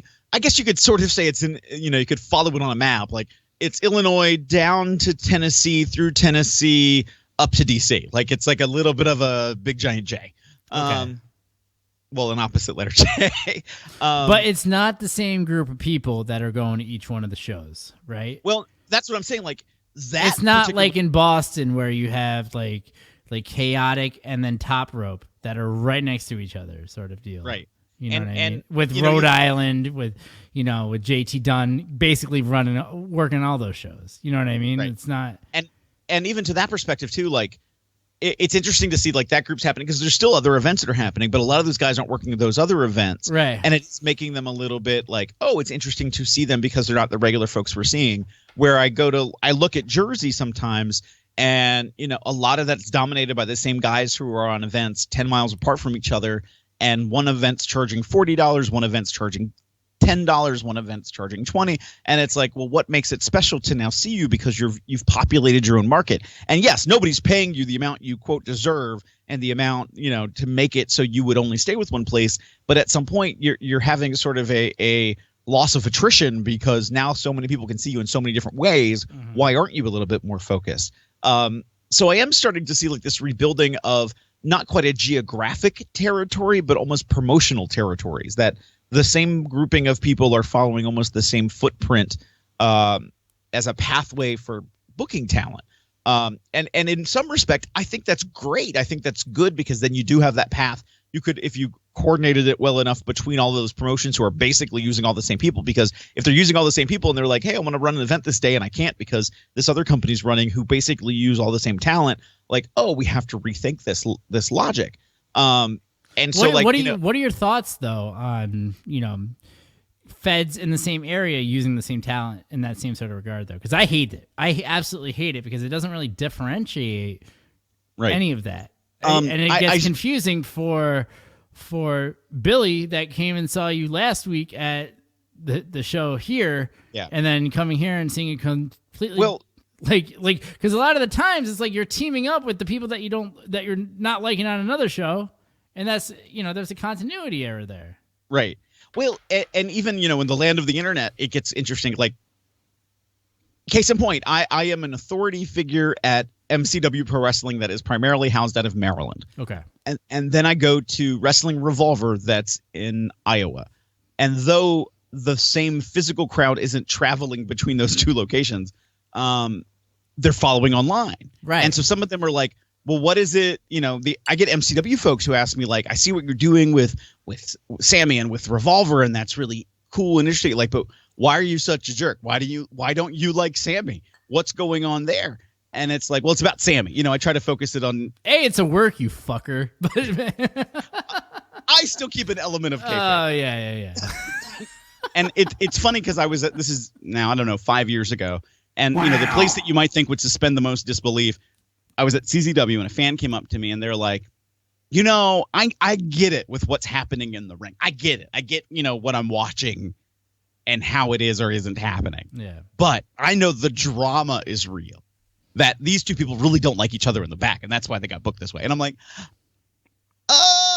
okay, I'll go with it. Like, and so in my brain, I've kind of stuck with that. Like, if I'm wrestling a match, it's because of that guy. It's that other person. It's not because I am just a jerk. Maybe I am. It's not just because, oh, look at me, I'm a nice guy who will work with you. Maybe I am. Why can't it be both? So you walk that line as a talent. Now I do feel, again, like I said, I feel it diminishes the return on your reputation. Not reputation, maybe that's too strong of a word, but why it makes it special for you to be seen if you're working all these places that are right next door to each other. Well, there's two ways to look at it in a logical sense, where because you probably live in that area, and if you're only going to get paid $50, $60, $100, right, and you're traveling so far away, you're making more coming in on that day. So Chris Park just asked the question: what about cross storytelling if the same people are on shows? That would just be one Fed that's running all these different towns, and that's not what's happening here. And the way I kind of look at it, it's Chris. The short answer to that is that there's a lot of fucking egos that come into play. It is really leadership hard for of these shows. It is really hard for promotions to even want to entertain the thought of carrying over the same story between events, even if they use the same exact people, because to them, this is the universe that they're creating. This is the talent that they are using. For example, I'll use this example, and I know there's another story attached to this too. Stephen Amell, who was Arrow for 8 years, who has just left Arrow. He's about to start a brand new television show called Heels, which is about the world of professional wrestling. But I know people who've already said, I hope they bring actors from the Arrow show onto Heels so we can see them again. And I'm like, well, they're not going to be the same character. It's not like you're going to get Felicity, his love interest on Arrow, to come back and be the love interest of his new character on Heels. Like, that doesn't make a storyline sense per se. But if they did bring her in just as a special, like one-off special guest kind of thing, yeah, it'll be cool. You'd get that little bit of a pop, but you're not going to see them in the same light. It's going to be something different. But in the same regard, though, like, take a look at like Jonah Hill and that whole crew with Seth Rogen and all those guys. It's all it's the same core group of guys playing different roles in every single film and everything like that. Right. And there's some guys you're going to get, like when you see the other group I'm thinking of is like the Will Ferrell, Vince Vaughn. What do they call them? Not the Step Brothers? They're the Frat Pack. You know what I'm saying? Instead of the Rat Pack, it was the Frat Pack. It had like the Wilson brothers in it. That's the thing. If you look it up online, it's that whole group of actors. So for me, and there are some companies I work with that I'm like, oh, you're just creating I've been teasing them the last couple of months, and some of this was because I followed the DC shows and I knew they were doing Crisis this year, and so I started to do hashtag I am the multiverse. Yeah. Because it was kind of true. Like, it was like I go from promotion to promotion, and though a particular person might have the same persona, the way it's played out to that particular event is different. So it's like you're going from a pocket universe to a different pocket universe. Yeah. And that way it's cool. It's just a different kind of storytelling. Like I look at a guy like a Warhorse, who, when you watch a Warhorse promo, when you see him wrestle, you're getting pretty much the same guy no matter where you're going. He might have a little slant when he's a bad guy versus a good guy. But he really is, at the core of it, he really is Warhorse, where I think of some people when they go to one place and they are the bad guy, they're a totally different persona, and compared to when they are a good guy at another place, that it's like they are two different, completely tuned different people. And both are fine. I think both are okay. It depends on then really what the talent is bringing into the equation versus really what the promoters are. Even if the promoters like, I want you to blah, blah, blah. Promoters don't have as much strength anymore when it comes to telling a talent, like, I want you to dress up like a Transformer. I didn't mean to call anybody. If that was me calling out somebody, I didn't mean to, because I know who you're thinking of already. I can see the smirk on your face. I want you to come out there. And I didn't mean that. I really didn't. I really, really didn't. But let's say you go to a promotion in Ohio and they're like, hey, I have this kaiju costume. You're going to look like a Transformer. I want you to be this Transformer. You're not going to do anything that you normally do. You're going to be this persona. Be the best Transformer you can be. Yeah. But then the next night, 5 miles away, you might be, I want to make up you're going to be Harry Potter. Yeah. You're going to be Ace Ventura. Right. You know what I mean? You never kind of know. And I will say, like, I think I might have talked about this experience here. I got the chance to work on a Kaiju Big Battle show a few months ago. Right. And I did commentary for it, and it was the most fun I've had on a wrestling event in such a long time, because it was just a totally different concept. It was all wacky. You weren't supposed to know who, like, if anybody was a wrestler who you knew from another place, you didn't know that because they were these characters. Yeah. Dr. Cube has been, 18 million different people, but you don't know that. Mm-hmm. You've seen Dr. Cube. And so, like, it was just so cool and so fun. And Chris is talking about, because I mentioned Sammy, the Sammy you see on Impact has some of the same persona, but it's tweaked differently when you see him at Revolver, and people love him, which is also weird because he's, the top heel at Impact, and he's loved at the same time at Impact. So I think part of the thing that you kind of touched on very briefly in this whole thing about, the separation of everything is just the technology factor in it with the internet and everything like that. Mm-hmm. I mean, look at what we're physically, literally doing right here. You know what I mean? This is something that we would never even have thought of doing 10 years ago. You know what I mean? When I went to school to try to do this professionally and get paid to do this, and didn't work out. But high bachelor's degree in mass communication. Yeah. Exactly. Hi, broadcasting degree. Oh, fuck me. And bachelor's as well. But at the same time, it's like the accessibility and the ability to do this, and wrestling companies are able to do it at the same time. It makes it so that kayfabe is even more dead, and people talk about that too, but it ruins that whole separation. I mean, when I started wrestling and stuff like that, and there was that good separation between the shows here and the shows in Vermont. Granted, Vermont is only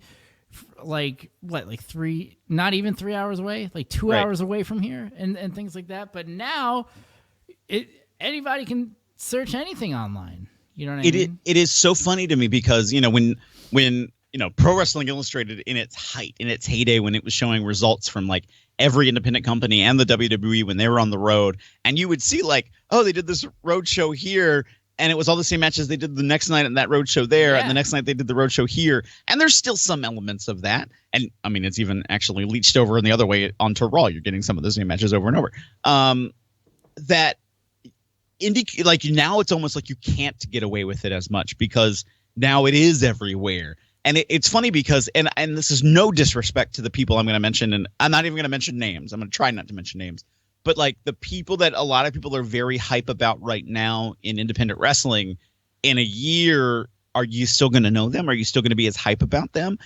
Because I've seen that, and this is not me trying to call anybody out or make fun of anybody. This is not what it's about at all. It's really just about, people have that hype machine, and it's like, we want to see these guys. And some aspect of it is it burnout? You've seen this guy so much in that same way, he needs to do it, he or she needs to do that change. So then when I see them the next time, they're doing something different. Now they're kind of reinvigorated that coolness all over again. Or is it, I'm getting the same thing that I saw a year ago? What's the new thing? What can I get out of this? It's cool to see how that develops for some people, and how when it doesn't develop for some people, it's also a little sad. It's I want this to work out for this guy. I had a very candid conversation with somebody the other day about a guy who I thought by now would be absolutely signed. He's a young guy, looks like $1 million, has the height, has the muscle. I was like, this guy is going to be signed. And then it's his buzz is slowly waning, and that attention really on, because he's kind of doing the same stuff. It's you need to do something to reinvigorate yourself. And he feels well, no, I'm just hitting my stride at doing this. I'm comfortable enough in my own skin to be this guy. What do you mean I need to change to become this other thing? Yeah. And what is that thing? And is it going to work, that other thing? And then it's we look at Mercedes Martinez, who's been in the game for 17 years and just got signed this week. Right. You know what I mean? So it's it's such a mind fuck. The whole thing, you know what I mean? And for some people it works. The honky tonk man, I heard this best said by Cole Cabana. The honky tonk man will always be honky tonk man, and you wish that you get a gimmick that is the honky tonk man that will ride you for the rest of your life, that you can make money on for the rest of your life. At the same time, like, does it work in that same way anymore? And some of that is in context with the way that professional wrestling is. And I've said before on this show, the WWE isn't a wrestling on television. It's a television show that sometimes features wrestling starring the McMahons. Well, to take that up at one more level, professional wrestling was the first reality show. People watch it and go like, this is really happening. The drama I'm seeing is real. Yeah. And I'm like, as much as we've heard about, how they script out parts of real world, or maybe not per se script, but like we take segments and we order the way it's been shot, so we're telling a particular story that may not have happened the way that it really happened in real life, but we're telling this particular way it happened on television for us to trick you into the story. When you like watch Survivor, let's say, and it's like, wait a minute, they weren't wearing that same shirt in the last shot, and now it's night in this next shot, and now it's day again, and they're wearing a different shirt, but they're talking about the same topic of conversation. It's like they've edited that stuff together to make you believe it in a certain way. And wrestling, I think, excelled at that first before the advent of reality shows. So people were so much more bought in then. That's why the honky tonk man will always be the honky tonk man. Right. And so, Phil, I want to ask you a question that I don't think that I've for all the years that I've known you, I don't think I've ever asked you this. What really got you into wrestling when you were younger? Well, it's weird. I remember very specifically. I was 8 or 9 years old, and one of my younger brothers had turned on the television. It was like Saturday morning, and they flipped to a channel with wrestling, and there was a big red X over the screen because I think Demolition was getting beat up, and they were bleeding, and they were trying to censor the screen. And their injured X over the head, like a big red X literally across the screen. Shit. And I remember again 8 or 9 years old, I was like, no, we shouldn't. And I was always a little bit too mature sometimes for my age. I was like, no, we are not watching this. My younger brothers are not watching this. This is ridiculous. Da, da, da, da, da, da. Yeah. And I kind of knew the deal with wrestling even then. And then when I became about 10 or 11, I got into it. I don't even know like what was necessarily the attraction or draw into it. Like maybe it was, Saturday night, nothing else is really on, or it was on after something else. Like, because I think like this is gonna be my weird memory. I think like Star Trek was on at 6 on Saturday nights on the local syndicated channel, and then at 7:05 was on TBS was Saturday Night Main Event, and I think that actually hooked me. And then it's like, it's on Monday night too. Well, I'm really not a football guy. Right. But let me watch this instead. And I think that's how it kind of drew me in.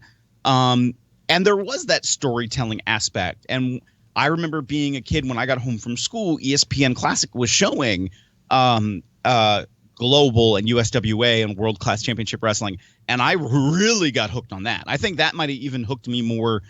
Old stuff was getting me more than like WCW and WWF at the time. But of course, I aggregated to both of those programs as well. And they were different. They were just like, to me, I'm watching a different television show, which I enjoy. So I don't know. But I knew at a young age, like I wanted to be involved. I was a kid in middle school who wrote to the WWE and WCW and Global at the time, saying like, why don't kids wrestle? There should be a kids division for professional wrestling.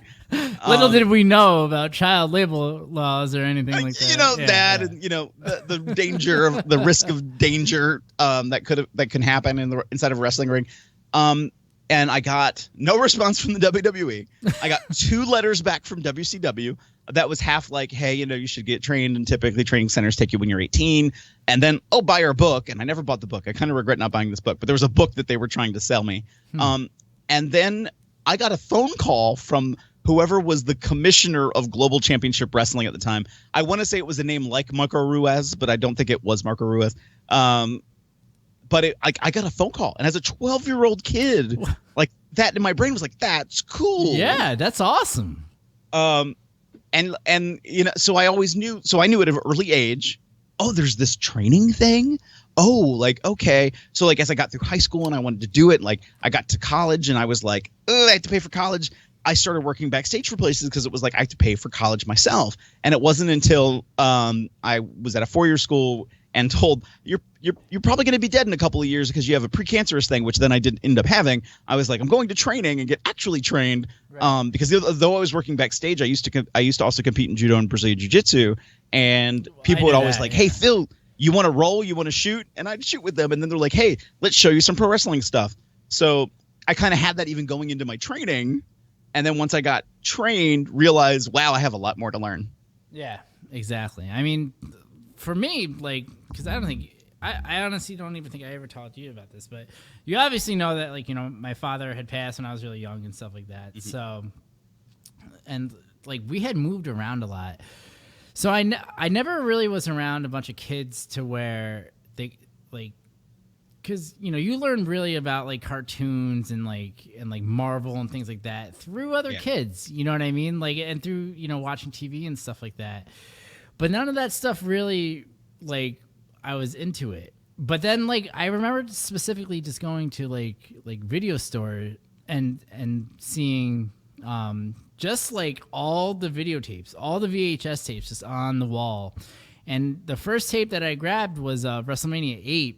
And then I was just hooked from there, because the whole thing was that, like, as we're saying, and like all the different characters and everything like that, but these are real fucking people.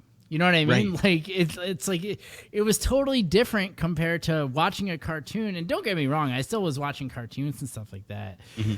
but it was a real thing. You know what I mean?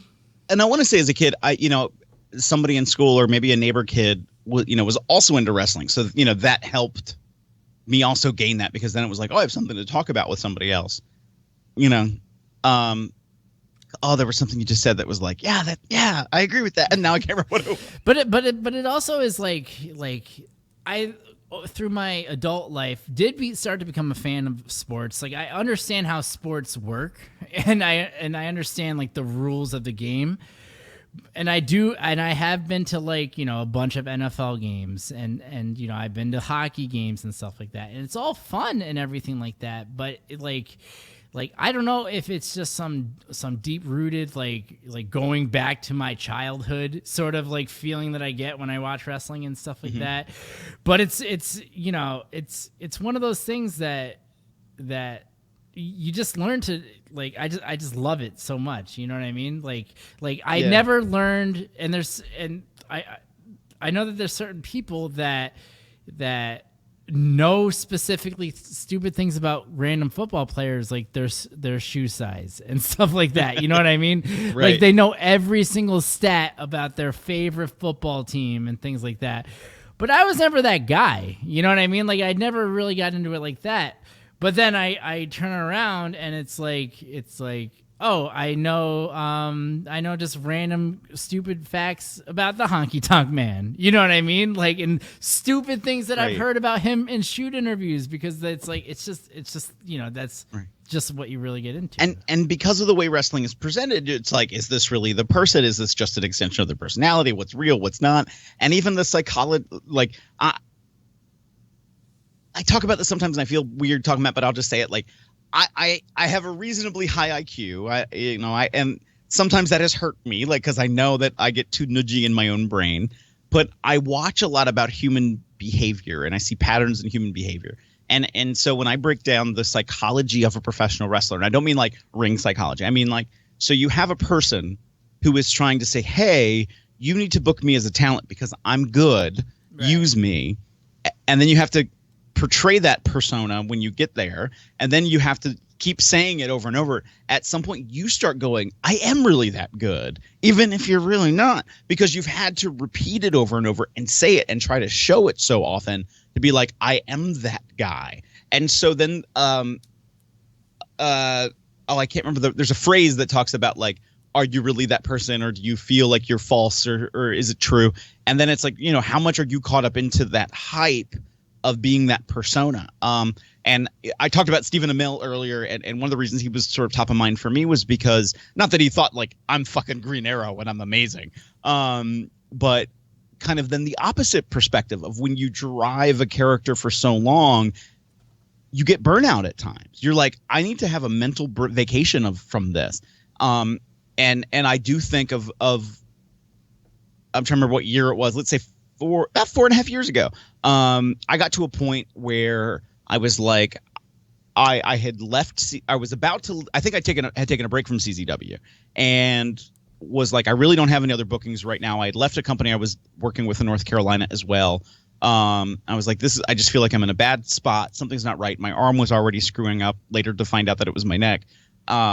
Things just didn't feel good, and it was like, so I was like, I need to take the step away, and then in my brain went, I'm worthless. I am a piece of crap because. What's wrong with me that I can't get these other bookings? What's wrong with me that I'm not as good as I think I should be? What's wrong with me with ... And it took like a good month for that to like work its way out of my system. And then all of a sudden, like when I started to turn my face and go, just like take that breath and figure out, really just let life process, let life happen. And then come to find out I had another medical thing that I had to get taken care of. It was like I was for a good month and a half, I didn't have anything wrestling. And that's when I bought HWA, which was, hey. But I did it because I was like, I don't have anything else in wrestling. Let me build something. And then all of a sudden I got booked by CCW, wanted me back. MCW brought me in. Was being the general manager for a company up in Pennsylvania. Like there was all these things that I started to do. And it's like, oh, okay, I feel active again. I feel good. But I felt like I was in a good and much better place because I needed that step away. And if you don't know what I'm talking about, why I brought up Stephen Amell is because he got a little bit of noise this week, not just because they did Crisis and he's leaving Arrow and the show Arrow was ending, but he did a podcast with Michael Rosenbaum, and in the middle of the podcast, he has a panic attack. And to the point where like you kind of hear like he's rambling, like there's something in his voice that isn't quite right. He stays on topic, like he doesn't, he's not having a, psychotic break. It's not that, or drunk or something like that. But you can tell that there's something not right. Yeah. And Michael Rosenbaum says it very politely, like, you do look a little tired. He's calling out little traits he's seeing, and then all of a sudden that panic attack hits. He's sweating in the middle of the room, and the room isn't necessarily that warm. He needs air, and he's like, I'm just gonna stand up. And he's like, do you want, we can stop. Like, you just want a glass of water? We'll get you some Tylenol. He's like, you know what? I think I'm really sick. I'm just going to go home. And he's like, let me drive you. I don't feel like you're like, I feel really bad right now. Let me take you home. I'm just going to walk. And then they come back and I'm listening now. I haven't heard the rest of it. Like the second half of the story, he comes back. It's 2 weeks later. He's taking a vacation. Like he's gotten some, time to rest and recover. And not just being going. And you hear it in his voice. The very first thing, he sounds clear. You can just like hear him speak now.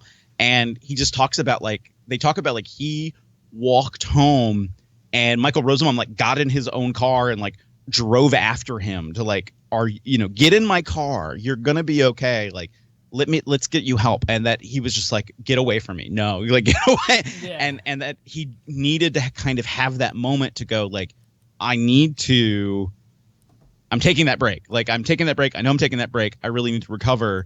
Because he was dealing with all of that. Like I was so busy for so long and I'm exhausted and I'm stressed and I haven't really had time to recover yet. And I, now I want to be with my family, but oh God, my career in life, like what am I doing? Like, I've signed up now for this other TV show. Do I have a break? And that he just needed to really recover, and that he got some of that in. And so like we go through that. And so I, when I look at some people and they're having that, and when I say this, like I've never met Big Cass in my life. I've never interacted with Cass, for example. But like seeing that he's having some of the struggles that he's having, I'm like, I totally get it. 1000% get it. So I'm going to be real with you for a minute. I called and this is clearly because we're drinking too, but it's also like I was just thinking that too. Like, would I say this when I was drinking? No. But like I reached out to talk to a therapist today. I haven't gotten a call back yet, but it's the same fucking shit because obviously you see me on Facebook. I literally am the kind of guy, Phil, that will go from winning an award for being a top salesman in my company, right, mm-hmm. to the next day having anxiety through the roof for no reason, thinking that I'm getting fired. So So it's one of those things where it's like, this wasn't like I was asked to go do this or anything like that from like my wife or anything. It was more just like, it's like I can't continue doing things like feeling this way. You know what I mean? To where it's healthy. So I'm going to make some changes and things like that. You know what I mean? Like for myself, but it's like everything that you're saying and everything that you're resonating with, it goes back to, the old stupid joke that they said, like, oh, nobody sane gets into the wrestling business and things like that. You know what I mean? But it's like it just it doesn't make sense. And like with what you're saying about Big Cass, it's like, yeah, like think about that. Think about being on TV in front of millions of people. You know what I mean? And like and being in that position to having almost essentially nothing. Not saying he has nothing, but like, you can relate to it. You know what I mean? It's so, 10 years ago, I had a job. I was working at a school. And I would work 80-hour weeks, and I was in an office by myself, and it was a Friday night. It's at like 11:30ish at night. And I'm half, doing the work that was just there, half getting ready for a thing that I had to come back for on Saturday at 7 a.m. for. And I had a panic attack in my office at 11:30 at night with no one around. And I didn't know what it was. I was like, I'm having a heart attack. Like, what's wrong with me? And it was like, maybe this isn't, let me just take a moment. Let me just calm. And the calming down helped, and going home and like getting in like 4 hours of sleep helped. But, I had that in my, and I remember how scary that was and how literally painful it was. I was like, and what's wrong?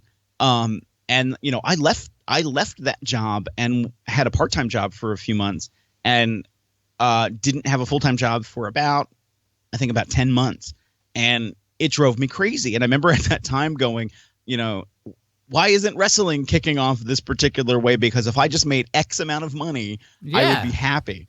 And then, I got a full-time job, and then wrestling did pick up for a while, and I was making that X amount of money in wrestling that I kind of like had a targeted amount for. And I was like, but now I'm not happy with that. I need to have something else. And it just like, you do keep pushing. And I've shared with you, I've had some crazy work situations lately. Yeah. And back in, I can't remember if it was July or August, like I had a breakdown in somebody's office. I couldn't form words. I was literally in tears, and I knew, as though I was expressing to this person about the current situation I was in with my office, I was bringing in the wrestling stuff and the family stuff and like everything else, because it was all hitting at once. And I was like, I don't know what to do with this. And it really took me until like this month to go like, wow, I worked through that. It took me 6 months, but I kind of worked through that finally. Phil, like this is something that I've always seen a pattern for myself with. So I want to ask you, when I would get fired from jobs in the past, and not saying it happened a lot, I would say probably like 5-6 times, right? I would always go and try to jump right back into the ring. You know what I mean? Like I would always try to find myself and put myself in a situation where I was being put right back in with wrestling. You know what I mean? And there's Kyle Brad that out of Long Island that like I think he knows that something's up with me at this point. Where basically, because I'll call him and be like, hey, what show are you going to this weekend? I'm coming with you. Basically, you know what I mean? Yeah. But like, do you kind of find yourself having that situation with wrestling at the same time where if something in your 9-to-5 regular everyday life is having an issue, you'll kind of use wrestling as a crutch to kind of get you back into the game? Well, that's where it gets weird, because yes and no, because I'm at a point now in my wrestling life where that is in itself a full-time job to me, outside of the full-time job I really have, and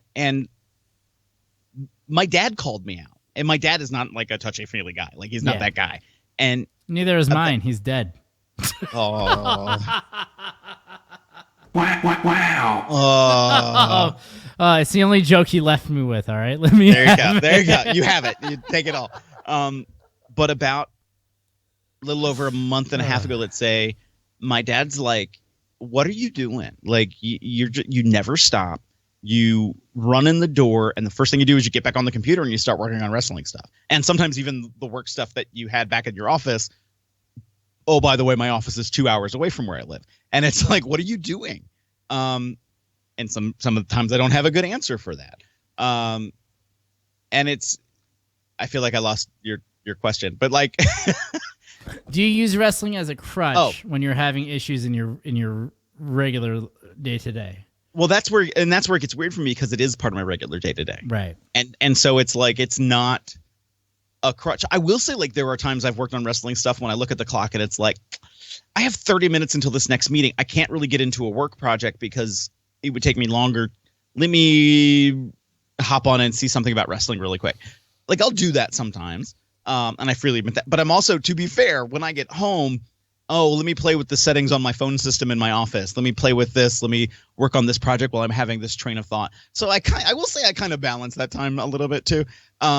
But as a crutch, totally. I'm saying in terms of more of like tragedy in that sense, where like if something tragic were to happen, like for me, you know, I very have often relied on any sort of job that I've had. You know what I mean? Yeah. It's like because that's.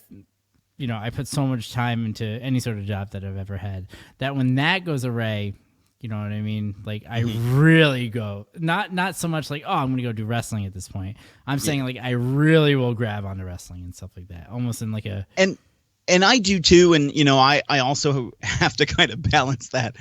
What is the self-destructive behavior, Phil? And, well...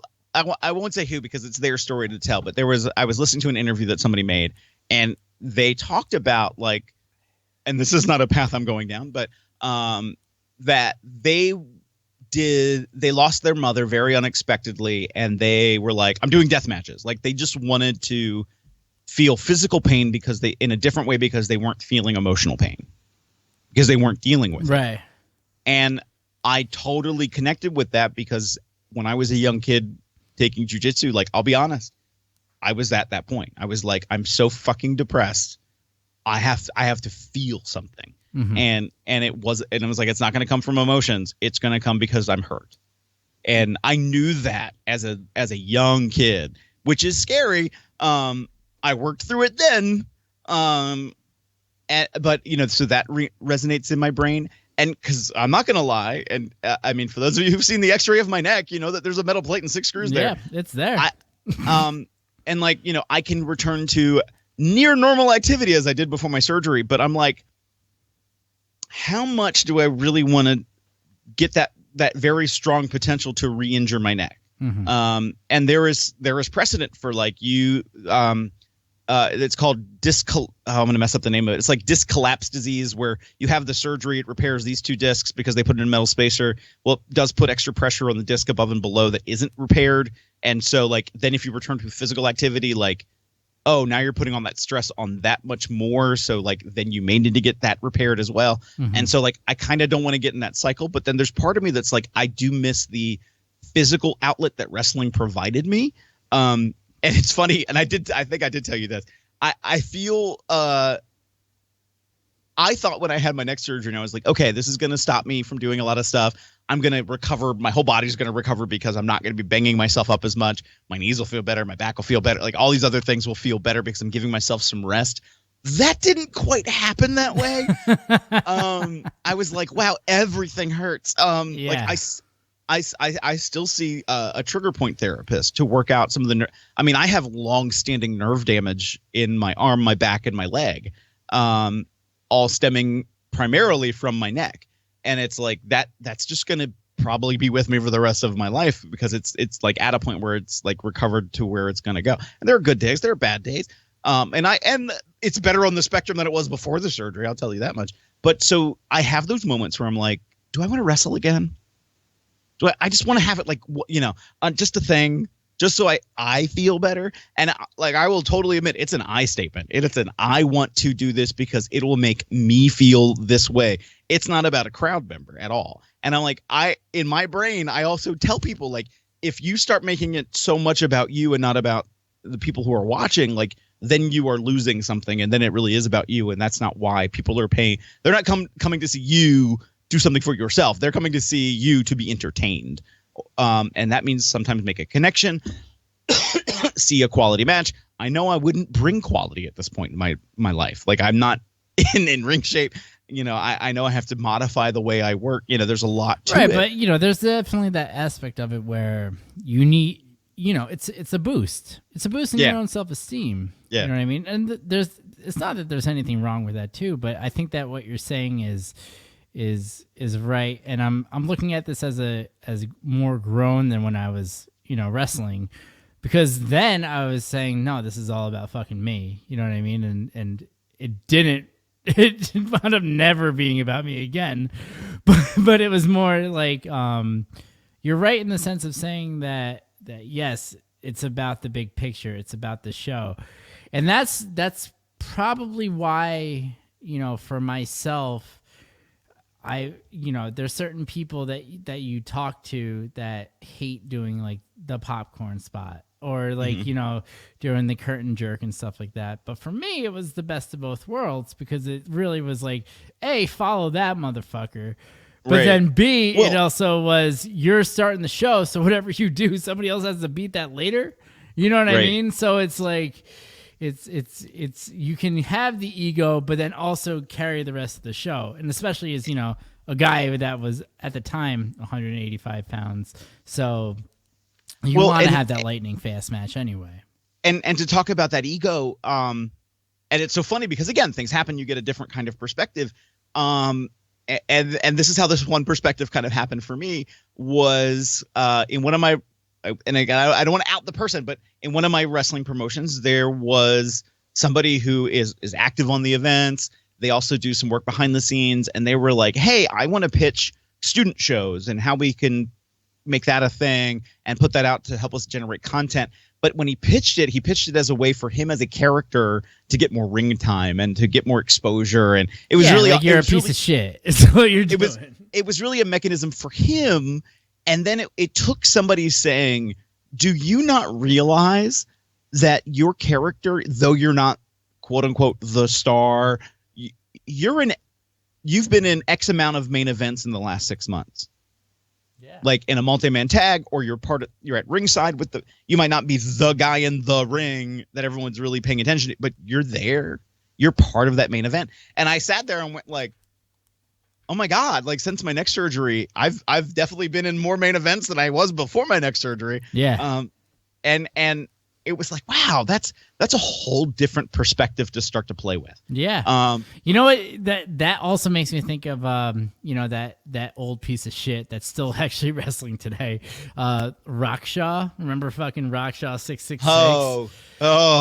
Bro, do you know that before any of that stuff that we did later, the first time I met Rockshaw, he had a Fed, and guess it, the letters, of course, were XWA, because that's fucking original, right? We're extreme. We're extreme. And there's a really good XWA in Rhode Island, so I'm not knocking on them. No, it's not them. But there's also one in Albany, too. A completely different company. But this one was also in like more like Poughkeepsie sort of area that Rockshaw ran. But this is the kicker, bro. Rockshaw, if the show had 8 matches on it, Rockshaw had 6 different characters on 6 different matches. But each one of the matches, he would cut a promo in that character, but he didn't change his accent and all, because he's got that like that little fucking Brooklyn accent. So it's kind of like, it's like, yo man, I'm the ladies man. But then he would also come back and be like the demon character, being like, yo man, I'm the demon, bro. And it's just that same shit that you're talking about with this other fucking guy. It is so fun. So both Timmy and I worked for a company called Pro Wrestling Syndicate. And that's where I had my first like interactions with Mr. Rockshaw. And I will always credit Phil for getting me booked there, because to me that was always kind of my big break as you know, as just an indie kid that, you know, just had a little bit of fun. But the first show that Phil fucking got me booked on, Phil had to back out. He couldn't even get it there that day. But like there was every time I looked around, there was like 25 fucking names on that show. Right. So it was crazy. And well, five thoughts are coming to my brain on that. And I got paid a lot of money on that show. Right. He paid me like $125, and I was on the pre-show, Phil. He liked you. No. Well, that was the highest I got paid, and then it slowly. Oh, yeah. Then it went down. Yeah, that also. Then once I had the why don't you go talk to Pat Buck about your pay conversation, then I was done. Yeah. But I think about that. There was one event in particular where like Rockshaw gets choke slammed by Abyss on a stack of tables. Now the tables were not folded out, like they were unfolded tables just stacked up. He takes a choke slam, pin 1, 2, 3 was a false count anywhere match. Rockshaw like gets up like nothing happens and walks to the back, and it's like, what did you just do? And then he's cutting a promo, and it's such a bad promo, and it's not the accent. But I was thinking of the accent when you said it. It was just like a rambling, like, I don't know what I'm saying. Here's this promo. Oh, by the way, this thing happened the other day. Oh, by the way, there's a man on the moon. There's a Nazi base in Antarctica. Like, it was a weird, like, all over the place promo. And I remember Sammy Callahan was standing next to me, and he's like, I'm going to take care of this. He runs in. This is Connecticut Carnage. Right. Oh, yeah. And he beats down Rockshaw. Sammy cuts a really good promo. Rockshaw, again, no sells the beatdown, pops up and goes like, anyway, as I was saying. It was he just said, so anyway, and then the fucking cameraman popped and just started fucking laughing. It was the best. It was just so ridiculous. But I mean, and hey, you know what? There's somebody with great ego strength. Maybe I need some of that ego strength. No, that's not ego strength. That's just oblivious. That's you know what I mean? It's just like the guy that just doesn't fucking get it at all. I need a combination of both those things: ego strength and obliviousness. Yeah, it's called Xanax.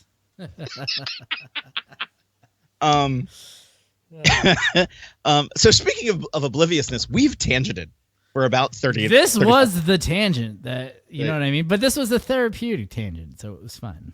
It really, really was. I love Baron Corbin.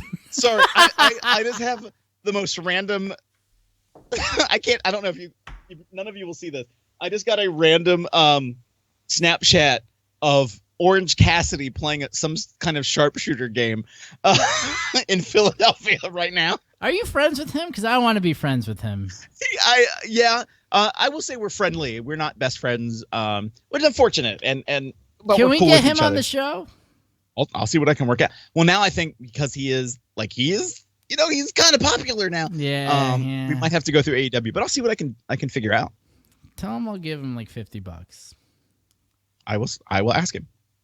Anyway, I think to go back, that's going to be the new angle for this year too. I was thinking about it. I'm trying to think about different ways that we can kind of market ourselves. I know this is off. We're transparent here on the Tim Zabriskie Show. I've been trying to think about different ways to do the marketing. The one thing that you and I have already been talking about, you know what I mean, with the calendar and all that stuff. Yeah. I did reach out to a dirt sheet that does like advertise for podcasts to see if there's a way to do it. The guy hasn't gotten back to me, but I'm trying to think about different ways instead of just doing the Facebook boosting, because like there's not. It just seems like that. The ROI on that isn't the greatest. So I'm trying to think of other ways to kind of really get us out there. So that's what I want to do it in smarter ways instead of just throwing fucking money at the wall, which I was doing before. So, right. So, we'll have this conversation later, but I this is where I want to go for 2020. I'm good with it. Yeah. It's fucking time. I want to get fucking signed already. There you go. and we all realize too, like in the world of professional wrestling, that might not happen. There's only so many spots. Yeah. And look at all the people that were like, wow, these were some of the guys that were there on the indies that were already in those spots too. Like, now they're there in those other spots, and I'm still here. Like, but the difference, though, going back to what we touched on before, is that with the way the technology is, and obviously we always had the shitty starts to the shows, but then once we get into the shows, they're fine. However, this is my basement of my house and everything, all this stuff that I spent. So it's like, right. What else in New York, and I'm in Maryland. Exactly. So, we clearly can make things happen. You know what I mean? Right. So speaking of making things happen, let's talk about the WWE Universal Championship, a strap match between Bray Wyatt and Daniel Bryan. Not as great of a segue as I've made some others tonight, but speaking of being strapped for cash, buy your Tim Zabriskie shirt for $10. $10. Philly, I'm getting drunk. That's the other thing too. I'm not really getting drunker, but I'm getting tired. Yeah. I've been tired. I got like 4 hours of sleep last night, and it looks like I'm going to do that again today. Yeah. But I don't think they're going to put it on Bryan, so I'm going to just go with Bray here. Bray. I think that Bray's going to lose it at WrestleMania to whoever wins the next match, and the big Royal Rumble. But I'm going to agree with you. I do think they're not going to move it quite yet. Even though this title run has been really lackluster, even though we all wanted it, we all wanted Bray to have this longer kind of title reign, Well, I don't really think it has been lackluster. I don't know. In one way, I kind of like what they have done. But I agree. I feel like to them, and this is, total supposition, that Bray Wyatt was that guy that they always knew, we're going to be able to go to him in next year, in 5 years, and he could be that guy any moment that we want him. There was a time, though, where they didn't have it. You know what I mean? Right. Where they definitely had kind of given up. And there were things that they had done in the past that's like, this is great, and then they pulled the rug out from under him and under us. I say this to this day. They really missed that opportunity when The Undertaker really started falling out of his prime, when here's Bray Wyatt standing in the middle of the ring over a fallen Kane and Undertaker, and he's calling down the lightning because he gained the supernatural powers of the Undertaker and Kane.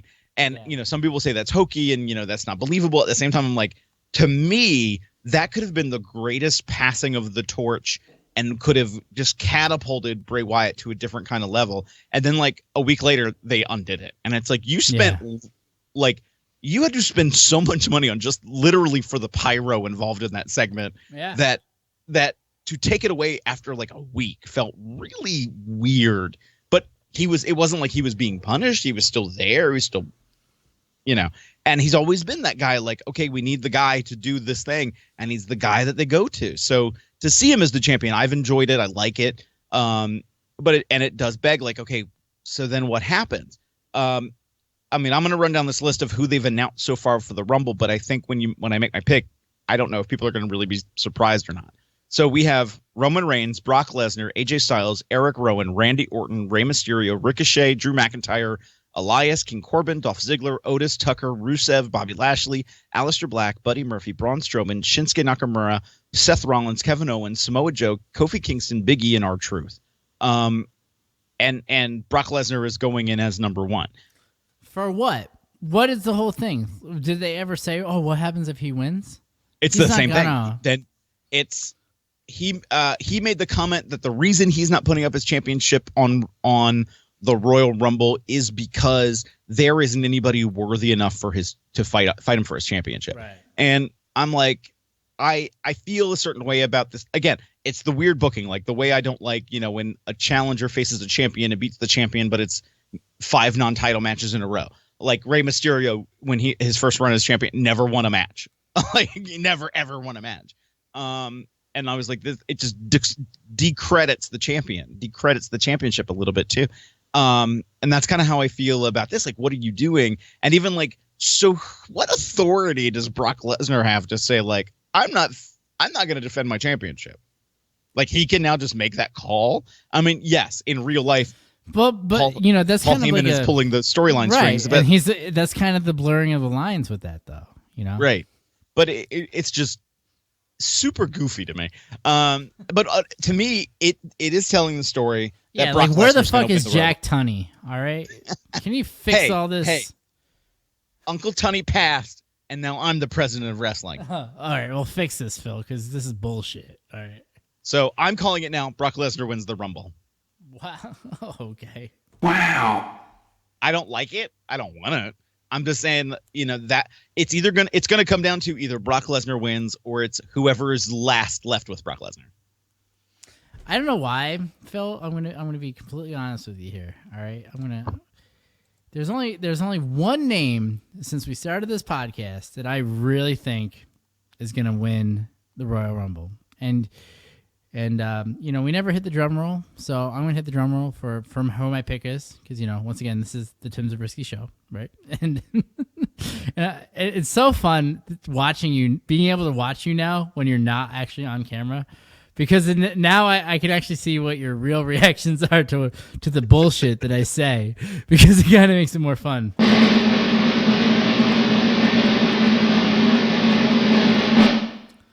I'm gonna go with The Undertaker. Wow. I'm going to go with The Undertaker. I don't know why. This has stuck with me since we started doing the show. He just kept popping in my head as he's going to be the guy that wins the Rumble here. And the reason being is kind of sort of stuff that you started touching on before. It's the only person that I really feel makes sense. And he did just re-sign last year after that whole thing with him going to do the podcast and everything like that. He did recently just do the podcast. There was a lot of positive feedback coming from that podcast that he did with Stone Cold Steve Austin on the network. And it just makes sense to me that he wins the Rumble. He has this sweet-ass match with Bray Wyatt, the Demon or whatever the hell he's calling himself these days. Right. He goes over, you know what I mean? He holds the belt until Saudi Arabia or whatever the hell then comes after, like the next really big show. They're all big, huge shows, Phil. We get it. But then he loses it, and maybe this is the real last ride that we're getting here in 2020. What else do we need? You know what I mean? Right. One more match. We get one more match out of him. Wins the championship. Then, actually, two more matches. The second match, he really passes the torch, rides off into the sunset. I really feel it. I feel like this is the way it's really going to happen. Thoughts, Okay. Phil? Thoughts on my pick? I mean, it would be interesting also that on the last two could be Brock Lesnar and Undertaker. And it's like, oh, wait a minute. We've seen this before. And what happened at WrestleMania? I love it. There's a whole story that. So there is some of that makes sense. I think there's also a huge argument to be made for Seth Rollins. I think Roman Reigns too also has. I really felt in one respect that they were building to a Roman Reigns versus Brock Lesnar again at WrestleMania, almost in a way to retell the story in a way that wouldn't be as crapped on as it was the previous time they tried to do it. That quote, Seth Rollins had to save the day. I'll call it now. I will give a full point bet today, and not just a full point bet for this event. Like, I will give a full point for the bet year. For the year. What are we getting? If they have somehow they do a Money in the Bank match during WrestleMania, because that then tells you like, oh, we have to do something today to fix whatever main event we're gonna do. Which could work out well if The Undertaker goes over on Bray Wyatt. Right. It could. So I'm going to throw out there for the Royal Rumble. So I'm picking Brock Lesnar. You're picking Undertaker. But the thing a lot of people like to see is the surprise guest appearance inside the Rumbles. Tim, if you had to pick your top two people that you think we might see, who do you pick? I love it when you and I are on the same page, especially with shit like this, because it just makes it so good. Because I was going to say, for half point, who do you think is going to be a surprise? But if we're going to do two, I like it. Number one for me is Hulk. I have a feeling that Hulk is going to be he's going to be in it this year. There's like, And I will be fucking extremely happy. All right, And so why don't we do it? Why don't we do it like this, Phil? All right, write this down the way that I say it. That way it's good to go. Half point just for the card itself, but we will do half point for each of the two people that we pick. Okay, so if Hulk comes in, and then if the next person that I pick that I haven't thought of yet comes in, then I get a half point for each. It would be a full point. And this is probably cheating because it has kind of been in the ether, but not directly talked about. I'm picking Edge. Yeah, I think that's fair. I mean, Hulk has kind of been like talked about a little bit too. Yeah. So I think that you taking Edge is totally fine. I'll be honest. I legit almost said that Hulk Hogan's going to win the men's Rumble. Really? For the same exact reasons you talked about the Undertaker. Like, yeah, get him in there. He gets that moment to shine. If he wins it, like, wow! Imagine the friggin' buzz. Imagine the talk. Imagine him going to Saudi Arabia and with that championship, like, the way that would impact the wrestling community. Now, of course, there's some negativity involved with Hulk Hogan's name. At the same time, as a longstanding wrestling fan, not so much anymore. I think that's really died down. It has, but at the same time, like, that happened, and the way things happen. At the same time, you hear that iconic music, and you as a wrestling fan, you remembering your childhood going like, do. Yeah, you start rocking out to it. Absolutely. So I'm gonna say guest appearance Edge. You're saying Hulk Hogan. I'll take the next one. Okay. It's not gonna happen, but if it does, like, I think it'd be fucking sweet. I'm gonna go with Jushin Thunder Liger. Aw, that would be awesome. How awesome would that be, right? And I feel that since he was in NXT, I know that he just retired and stuff like that, but this would be a really fantastic hurrah to the American audience and everything like that. So, it may not happen. I may have just wasted half a point here, but I'm going to go with it. You know what I mean? Because crazier things have happened in the world of wrestling. Am I wrong? I agree. I totally agree. And even as I'm thinking of some people, I'm like, I think that's right there in the surface. Like, these are not my picks, but if I said like Trish Stratus, I don't think anybody would be shocked. I think, it'd get that of course we'd get a pop, but I don't think it would be a shock. If I said Ronda Rousey, who we've talked about before, like, that's not going to be a shocker at all. Right. Right. Because that's my fucking pick. So just stay back off. So I'm trying to think, like, who would be that person that you're like, is buzzworthy that would get attention. Can I tell you who my third pick would be? Okay, if maybe that'll influence you. I was thinking maybe Scott Hall, Razor Ramon. I might wage a half point that Scott Hall will be nowhere near there. Yeah. And I may wage a half point to go fuck yourself. Wow. Because I feel bad for kind of saying this because for those of you who follow my own random pocket universe of wrestling, I've done work with Killer Cross. I love Killer Cross. I do not know. So when I say this, like, I know he's going to be signed by somebody. Like, he's just gonna friggin' go. And people are talking about like, oh, he'll be a tease in the Rumble. I hate to say, I don't think he's, from the WWE perspective, that mainstream crowd perspective, I don't think enough of them know who he is to kind of get that big pop reaction. So I don't think he's going to make a guest appearance in the Rumble. I just don't think Scott Hall or Killer Cross? Killer Cross. Okay. Yeah. I would love it. Like, I would personally be like, yes, like, he deserves to be there. Now, Keith Lee has been announced, right?